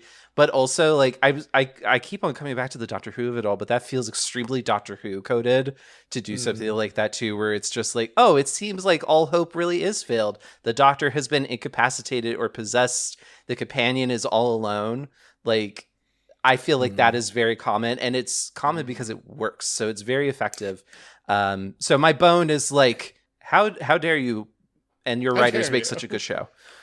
I think it works when you're a kid, but after a while, I start to think, well, if the Doctor is like dead, then everything's going to be reversed and everything's okay. Like the second that it affects Norma, I feel it's the moment where you're like, okay, so everything's going to be fine. As if we would have just killed off like a bunch of kids. But no, I think it definitely ups the stakes. And it was fun designing the, like, you know, zombie version of all these characters. And I think you don't necessarily expect, especially this early on in the show, for us to go there with the leads, because they're usually supposed to save the day. Yeah. Yeah, I love the 5-second foreshadowing that you have with the like the protagonist in the movie. You revealed that they didn't save the day, they got taken out, and then the same thing happens. I just thought that was so delicious. I was just gonna say, like, I mean, talk about queer though. Like if we're talking about like a queer narrative, in terms of like queer theory, not just like these characters are queer, so it's queer. But I think like you removing the protagonists from the situation, you removing the heroes who are supposed to save the day from the situation, leaving it up to the person who's kind of like a comic relief to have to do that. I think that is a very queer thing to do because it is subverting expectations of what we have seen so far in the show. You know, like it's throwing off that rhythm. And I think it's also kind of preparing the viewer for like, there are more things that are going to trip me up or surprise me that are coming down the pipeline, which there are in the remainder of the season. So I think it works very well on multiple levels in that case. But I think it is also just like a case of like, this is a very queer thing to do to the narrative as a mechanic. And so I think like that's another kind of like A+ for this particular episode. So like really good on that. I think that's kind of part of what's missing in some more modern TV shows nowadays that try to play it safer, where, as you said, Hamish, like you don't necessarily expect the protagonist to get taken out so early in the season. You kind of, if that does happen, it usually happens later on. And so for that to be the case, I think is also like kind of, Brave feels like really loaded, but I'm comparing it also with how media is today, where it's kind of mandated by like the studio or the head bosses or someone that's in charge of the algorithm. Like, oh, well, for us to get the optimal expectation from the audience on this, it has to follow a very standard A, B, and C sort of like routine. Or like Netflix live action shows, you got to have someone that's repeating the plot to the show every 10 minutes because people are on their phones and get distracted. So I think like basically I'm just trying to say like I think again like major kudos to this show, especially because it is aimed at children and families, to do something like this. I think also is kind of like planting the seeds for kids to want to explore more adventurous media as they get older. And I think that is very commendable. And I think that also just comes from it being very unabashedly queer. Thank you.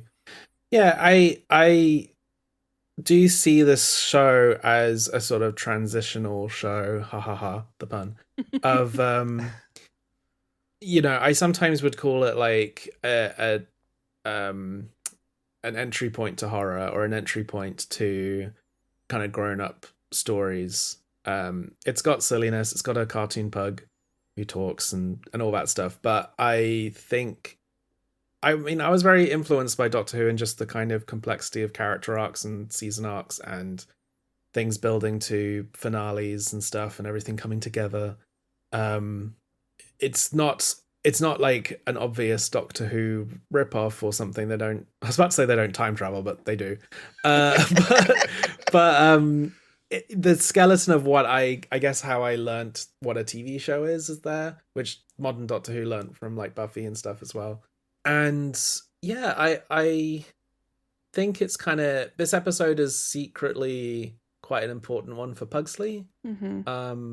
He's often he's sort of the comic relief, but he's often the responsible one. And this sort of subtly sets up a plot line where Pugsley does feel responsible for everyone, and especially because he's encouraged to save the day with his magic and uses magic a lot.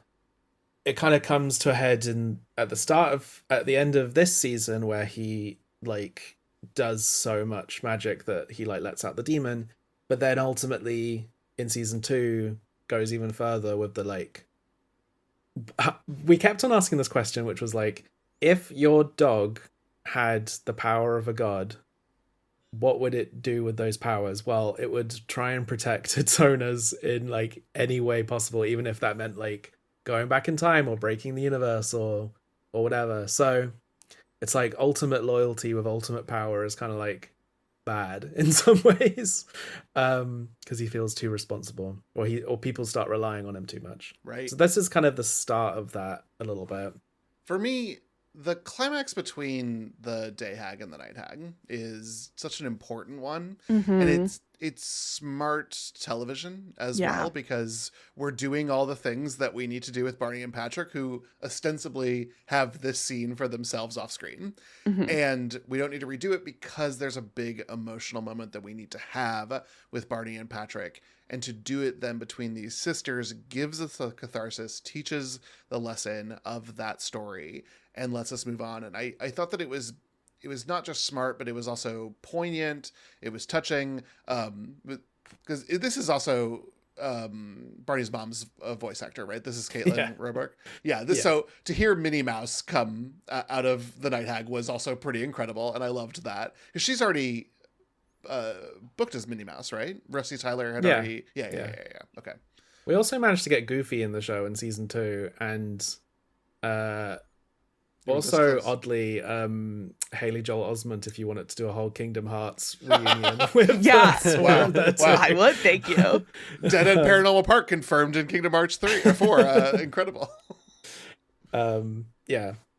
So I love the Day Hag, actually, because it's a slight reversal of the, like, she is kind of queer coded, but in a slightly different way, I suppose, to how we often do. Mm-hmm. Where I guess we would traditionally do it the reverse, where like the more kind of evil, gross one is the one that wants to like go away. But I think it's quite sweet that we wanted them both to represent like different ways of sleep, where there's the like, I'm falling asleep on the couch covered in blankets, real trash monster. And then the other one is like, I have my routine and my lotions and whatever, which again was probably because of Zoom calls, and we were all kind of like handling it differently, where there was the like, I've got my sourdough starter and I've finally done all my DIY. Meanwhile, I was binging Once Upon a Time and having takeaway every night. Oh no. So I love that. That's so good. Genuinely like, obsessed. They're different, but they're similar. Yeah. To echo what David was saying, I've always thought it was so smart the way that climax happened, because Patrick was able to see and model that conversation in such like a really great kid's way. Is like, he's able to see, oh, this is what's going on with my brother, and so he's able to approach the off-screen conversation with like that in his pocket. And I thought that was so well done.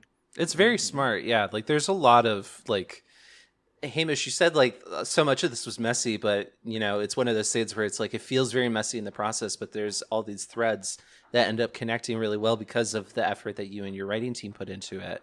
And so I think like this is very well done. I also think like the allegory of the Day Hag has to go find her own people, so she has to leave her family for a long time, maybe forever, until they get brought back together again because of, you know, fate and Pugsley. And I think like the idea of going out and finding your own people is so significant, because that's kind of what Barney and Norma are doing when they go work at Dead End, is, you know, they're finding their tribe of people. And I think that's so significant, especially as you get older, as a queer person, to go and find those people that could be kind of like a found family, or your people, your tribe, your whatever you want to call it. And so I think that, again, that's kind of like a really great modeling for young kids to see that. But I think it also is like a nice, like what comes after that kind of moment too. Because I think a lot of queer narratives talk a lot about like, go out and find your new family. But not all of us come from like families that are like, you are exiled, which unfortunately does happen all too often, but not every queer person is a cookie cutter replication of that. And so I think showing that you can go back to people who respect you and embrace you and love you for who you are, all of you. That's kind of nice foreshadowing for how Barney's story is going to conclude in this season, but it also is, again, that's really good modeling for kids and families to see, like, it's not just I part with you, but I can also come back if you are meeting me on my terms, and like that sense of mutual respect. So like major kudos for that. Yeah. I obviously want the show to represent the like queer people watching, but I always wanted to make it also for straight people who maybe don't know how to deal with queer people in life or know what they're going through. It's kind of what Patrick's point of view is in this, where we don't, I just think it's important. Like, a lot of people claim that they have like never met a trans person or whatever, but they might have seen Barney and they might know what someone is going through, or maybe if some kids watching who never really engaged with any of stuff grow up and someone in their class is trans, it's the thing they think of, where it's like, oh, right, they're nice and normal and we shouldn't be mean to them and they're probably having a hard time. I often write books and stories with quite like sad protagonists. I'm thinking about it a lot at the moment as I continue my kind of writing career, because a lot of the comics or the kids' books I read, it's all about the fun. It's all about the explosions and farts and whatever. And I think all of that stuff's valid, and it is what a lot of kids want. But whenever I do conventions or I do school visits even, which I've started doing, there's always the kids that want to talk to me in the library afterwards or want to show me the comics they've been making. And I joke a little bit about the kind of Saturday Night Live Wells for Boys clip, but I think about that all the time. Like, I make Wells for Boys. That's like that's what I want to do, because I believe that no topic is off limits in terms of topics that kids deal with. Right. Like, there are kids that deal with family members running away or deal with dark things. Go Man is odd because Go Man is like aimed younger and is generally a bit lighter. But if adults read it, they see quite a abandoned, sad child that I think kids reading, they don't necessarily see as much. It's like, it's cool, he lives in a house with robots. But adults are like, that's really sad. His dad is literally doesn't know who his son is and stuff. So I always just try and, in some ways, talk to the kids that I feel don't get talked to very much. And so that's what the show's about. Yeah. Well, the next morning, Norma says goodbye to Vince while Patrick begs Barney to say hi to their parents. Barney thinks about it, but ultimately doesn't reveal himself. Back at the dead-end house, Pugsley uses his magic to try and send Courtney home. While he does figure out the spell to open the elevator doors, Courtney still can't leave Earth. The bracelets they wear can't pass through a barrier over the entrance. Inside the elevator, Pugsley sees it goes up as well as down before the episode ends. It's just an establishing thing, but I do remember when I watched this episode for the first time shrieking when I saw that the elevator went up too. It's like, oh my god, heaven stuff, it's coming. So it's one of the things that I was like, ooh, delicious. It's so funny that you say that, because in spite of having literally been playing Diablo 4 at the same time, which also deals with heaven's kind of full of a bunch of assholes, I totally went over my head that it was like, oh, the elevator also goes up to the other place too. Because I was just like, oh, there's 7 layers of hell. Okay, I see what Hamish and his team were doing. So, and yeah, totally missed me with that. And then angels show up in season 2 and it was like, whoa, holy fuck. So, really good. And I do love just like the little lore drops that end up happening in the show. It does feel very like fandom coded to do that, because it drives everyone nuts. Incredibly well paced. And makes people like merrily shriek with joy. Yeah. So that is very great. I do want to talk about this ending scene with Barney, Patrick, and the family, though, because I think like this is so emotionally impactful to what we're talking about. First of all, I love that Barney does a funny voice in the dinosaur costume when he's talking to his parents to try and hide that it's Barney. I think that was really fun. But it is also just kind of like, I don't know, like so many elements, so many things about Barney are really intriguing to me, because he keeps on doing things that I'm just like, oh, you poor boy, why are you doing this? But you know the answer to that, Tyler. But I do know the answer to that, because it's like, oh, well, I remember being young and stupid and all that stuff, and also feeling some type of way, but nothing even remotely close to what Barney is still going through on his transgender journey. But I think it is still just like, oh, my heart when this scene happens. I think it's really like Patrick is so like the emotional fulcrum of that, because we can't see Barney's face, which is also like another thing that makes it sad. But Patrick is so visible with his expressions about like, please do this thing, because he wants the family to be united, and when it doesn't happen, it's heartbreaking. But it's also kind of like hopeful when at the end of the episode, Patrick is knows how to tell his parents what's going on. And that kind of helps it from being like too down for me, because then it's like suddenly there's a little bit of hope, but at the same time like a little bit of worry, because the show has established that Grammy Graham is kind of like the big transphobic asshole in the oh my god, why am I forgetting their last name? Gutman. Gutman. Yeah, the whole Gutman family. She's the big asshole, but still, like, what his mom seems kind of well intentioned. We don't really know the dad too much, but the dad, by him not really saying too much, also kind of tells us a lot about him. I think there's a lot happening here, and it's really good use of like, how do we kind of let the character behavior tell us more about the characters without them having to say, like, the dad is like, I don't approve of Barney's behavior like this. You know, we don't have to do that. We have blocking and good writing that's telling us what the characters are feeling without actually having to say it. So, like, again, huge kudos for that. This is just like a really good, like, queer scene for a very queer show. Yeah. I again, we just wanted the parents to have a little bit more nuance then. And I think some of it is, you know, making this mostly off-screen grandmother the like source of all the tension is a little bit of a cheat. But I guess it was because part of one of the things I said in the very first writer's room is, and this is just for our show, is that Barney's never going to be like misgendered or dead named, or there's never actually going to be like an on-screen moment of like overt transphobia. Right. And so we had to represent it somehow. And I do think shows that choose to do that have value. Our thinking, though, was like, if some kids had heard, or just anyone had heard, like, oh, there's a trans cartoon that's, you know, I think like one of the first ones to do it, I didn't want them to just like sit down on Netflix with their popcorn and press play and like be instantly hit with that. And so it's still there, but it's pretty light on, and that's part of also because it's like it's a post coming out story, right? Like the coming out has happened off screen in the past.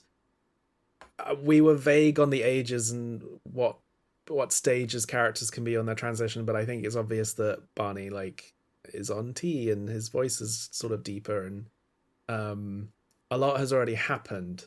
But my sort of, I was about to say headcanon, but like the stuff that we wrote in the show Bible was clear that like Barney came out to his parents like 3-ish years ago, and they have been generally accepting, if not like front of the parades, super proud parents, because they are like happy for him to do what he needs to do, but there's like certain hints of like, but they got to keep up appearances with the rest of the wider family or the community or at temple or things like that. And they want to be still like a good, proper, everything's fine family.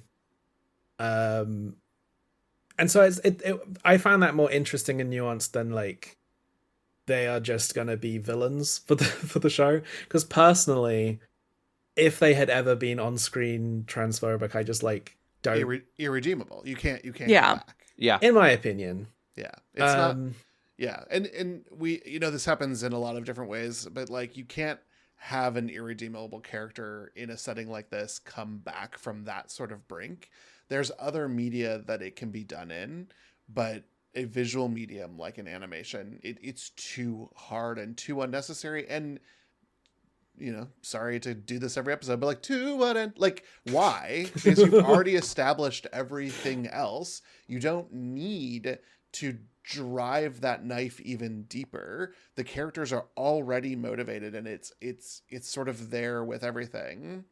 And Roxy is Barney's mom's name, right? Yeah. Yeah. Roxy is Graham Graham's daughter as well. So there's intergenerational dynamics that go into families, and you're all telling it with like fractions of seconds and flashbacks. This is this is well thought out, it's well delivered, and it punctuates episode 4 exactly where it needs to be. We're almost midpoint of this first part of the story. This is setting up the rest of the 6-episode arc. There's a line in the final episode of the season that is played off as a joke, but I think does a lot of heavy lifting, where Barney's dad mentions that Grammy Grams went crazy when Roxy shaved her head as a teen. Mm-hmm. And I think, again, I'm glad that you mentioned with like seconds of stuff, because you're like, 20 episodes, each is 20 minutes. It's a cartoon about demons. Do I want to spend 5 minutes going into the like personal trauma of Barney's mum? Probably not. But we try to just put like, yeah, she is dealing with a grandparent with a parent who has, and like Barney as well, they're all just like avoiding arguments. Right. It's not that they argue, it's that they are like avoiding these arguments. So I think if there's like teens watching who hate Barney's parents, I think it'd be fun for them to watch it again when they're like 30. Yes. I think like they're annoying and they're trying, but like, you know, they never misgender Barney and all that stuff, and maybe that's not even like worth praising, but like I know a lot of trans teens don't even have that much. So yeah. But our parents are subject to the traumas they experienced when they were children and teenagers. And heroism in parenting is about passing on fewer traumas to your children than you got. Well, and I think that's even all you can hope for. I think even after that line about the baldness, Roxy does say, like, you know, sometimes I'm scared of Gram. And it's just yeah. I mean, that's exactly what you said, David. It's all right there. Like, yeah. We were, as a sort of joke, we kept saying that season 3 would feature Grammy Graham's funeral. And like, that would have been fucking complicated. yeah. It wouldn't have been just played completely for jokes, but it would have been a bit of like, well, that's done anyway. And not to take us too far off, but when my grandmother died, that was sort of what happened. I mean, I didn't relish it, and she died from COVID. I mean, like, really terrible way to pass from this earth. But like, the world is a better place without her, and I can't hide that truth. Despite the fact that she was a loving grandmother, if I was the kind of person that she wanted me to be. And like that's just the truth of the matter. And change doesn't come within generations, it comes between them. And that will be something that we always have to reconcile with. And I you know, my mom was really hurt that I was kind of like a little celebratory, but like bad people do need to die. I had a very nice grandmother, and when the show came out, she only died a few years ago, but I remember having to like warn her that like, this is not based on you, I promise. But even in the years, I think I've realized that she was a much better grandmother than she was a mother to my mum. So it's just, I find all that stuff really interesting. I'm writing Go Man at the moment, and Toby's dad is quite tough and villainized, and I'm interested to see how I can explore that, because I don't really want to redeem him, but I also want to you know, cool backstory, still murder him a little bit. Like, oh yeah. I just kind of find all that stuff interesting. Yeah, because it is interesting. Yeah, I mean, definitely more of that, please. Waiter, more complicated characters, please. Netflix asked us to send over like a show Bible, and we're expecting something about 20 pages long. I sent them something 75 pages long. Nice. And there was like 5 pages on Norma's mum, who is in 1 and like a bit episodes. And I was writing whole backstories about like everything.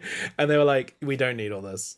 Okay, but I do love Norma's mom, by the way. Like, her 2 scenes are fantastic. Very true, yeah. Yeah. And again, it's like you want to explain a little bit about how Norma is the way she is. And there's no better way than for you to see a character's parents for 5 seconds to like explain everything. You're like, oh yeah, that makes sense. Yeah, and hear her on the other end of the phone at the end of the first episode when Norma is calling to give the good news, which was such like a, again, Hamish, you keep on designing these characters based off of my experiences. Please stop.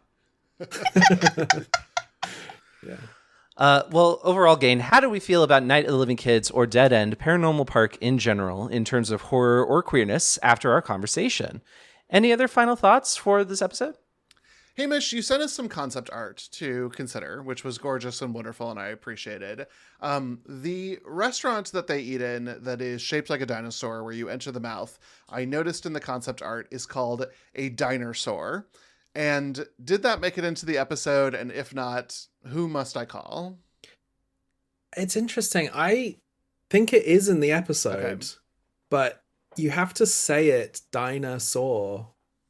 But I think it's definitely where it is. They do go there again in season 2 for a scene. Again, because we were probably reusing backgrounds. So that's definitely what it's officially called. And it's actually in the comics as well. Mm-hmm. Obsessed. It's a great pun. It's a great pun. But to answer Tyler's actual question, very queer, very horror. What a great way for us to kick off Pride Month. I love this series, and well done. Yeah. I have just a question for Hamish. What Pauline Phoenix thing was the dinosaur like in reference to? Because this is something that I've always wanted to know, and I'm seizing my opportunity. So there's a bunch of Pauline lookalikes in various costumes, or we made a bunch of costumes for her, and one of them is like a cave woman. Yeah, I thought maybe that was it, but I wasn't sure if it was like a dinosaur Neanderthal or if there was like some other thing that she was doing. In my head, it was a movie called like Boulderella, like the Babe of 20,000 BC or something, and it was just a real like cave woman sort of, I don't know, softcore like ridiculous movie with like stop motion dinosaurs and her just sort of waving a club at a green screen or something. Incredible. This is the greatest thing I've ever heard in my entire life, so thank you for that. Genuinely, I needed this information. It's now canon too, so for any dead end heads out there who have been wondering this forever, there you go. There you go. You got Boulderella. I love it. But now I am imagining like Pauline Phoenix dressed up as Ellie Sattler in Jurassic Park. So I may need someone to draw that and put that into the ether because I kind of need it to exist now. Tyler, what a challenge for yourself and your new commitment. I just said I draw stick figures, and even that is maybe like a 3 out of 5. So that's the start. That's how it starts. That's how everyone got started. Oh, it's the climb, baby. No. I already said I'm going to write a book. Please don't add more to my pile of self-actualization goals. It's too late. You already put it out there. Yeah, we have climbed to the top of this pyramid, and you are going to self-actualize. God damn it. Dear, it's time for your daily self-actualization. Yes, dear. Don't slip back into safety. Don't slip back into basic needs. You're up here. Do it. Mazzo's going to find me. Yeah. I was going to say one last factoid, but please. This is not an episode. It's really nice to talk about an episode that people don't talk to me about much. And I was just going to say something. This is not canon, but we had planned, so in this episode, there's a few little moments of time travel nonsense. We were planning lots of potential plot lines and laying seeds very early on. Mm-hmm.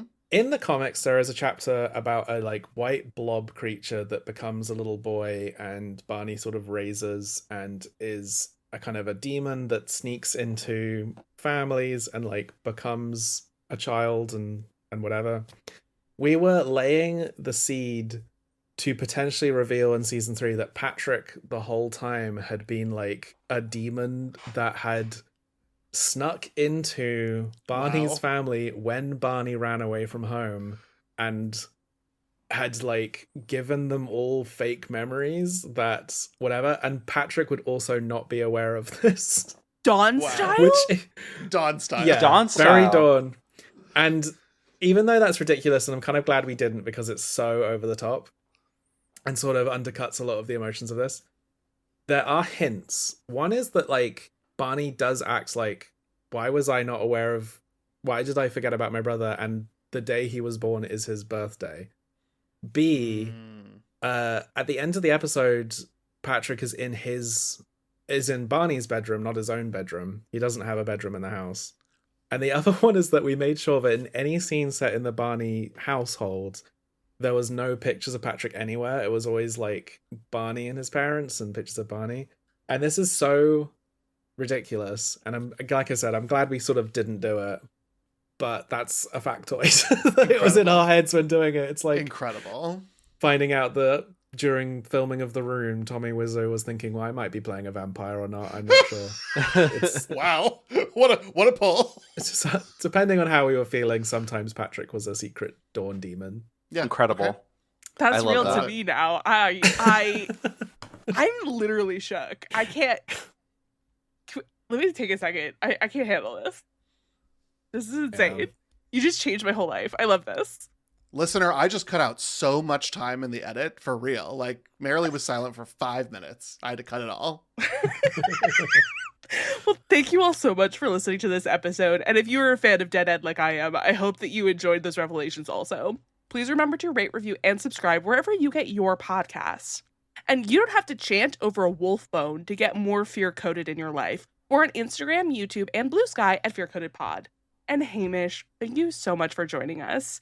Where can people find you and what you're working on? So I'm Hamish Steele on everything. Like I said, I obviously have a Dead Endia book series out. I have Go Man.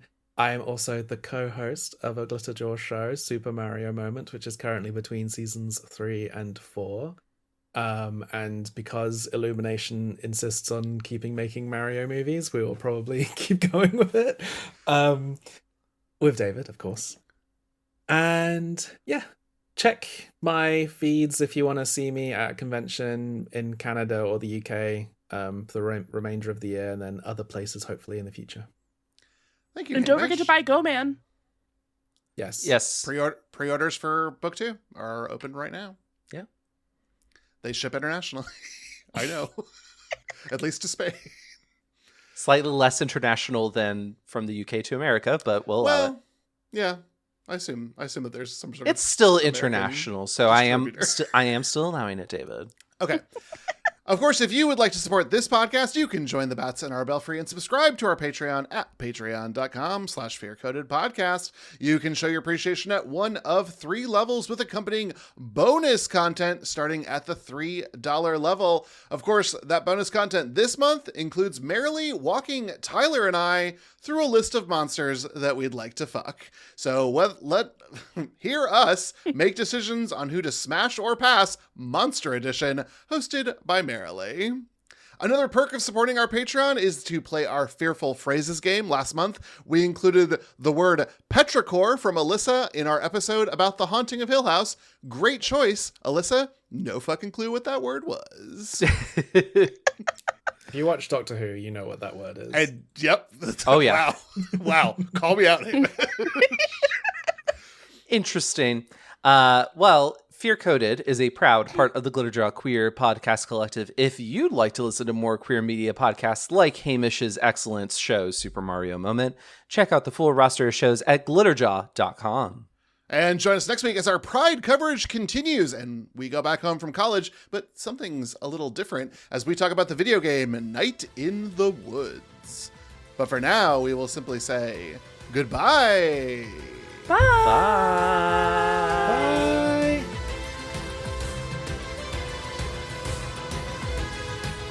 Watching the episode of Dead End Paranormal Park that we're here to discuss, Night of the Living Night. Night of the Living Night? Shit together. Night of the Living Just Night. Get your shit together, David. Were you scared?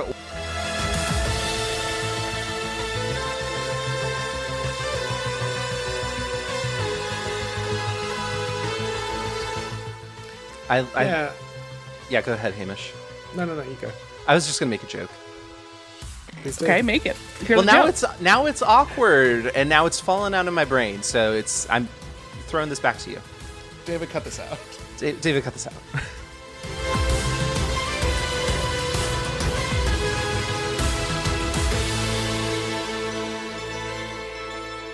After the title sequence, the episode begins with Courtney trying to access the bit of the demon prince Temecula, still trapped inside Tamalukas. I know this. That's how we pronounce it, but I don't think it's right. I've been told it's not. You know what? It is what it is. We're just going to do it again because I can edit. After the title sequence, the episode begins with Courtney trying to access the bit of a demon prince Temecula still trapped inside Pugsley. Did I do it again, Marilyn? Yes. God damn it. It really Exact doesn't. same way. I promise it doesn't matter. Tamalukas. I'll just, whatever. David, fix this in post, or forget and leave this in the episode and everyone can laugh at you. Perfect. Now which eye is your favorite? And I'll start with the other.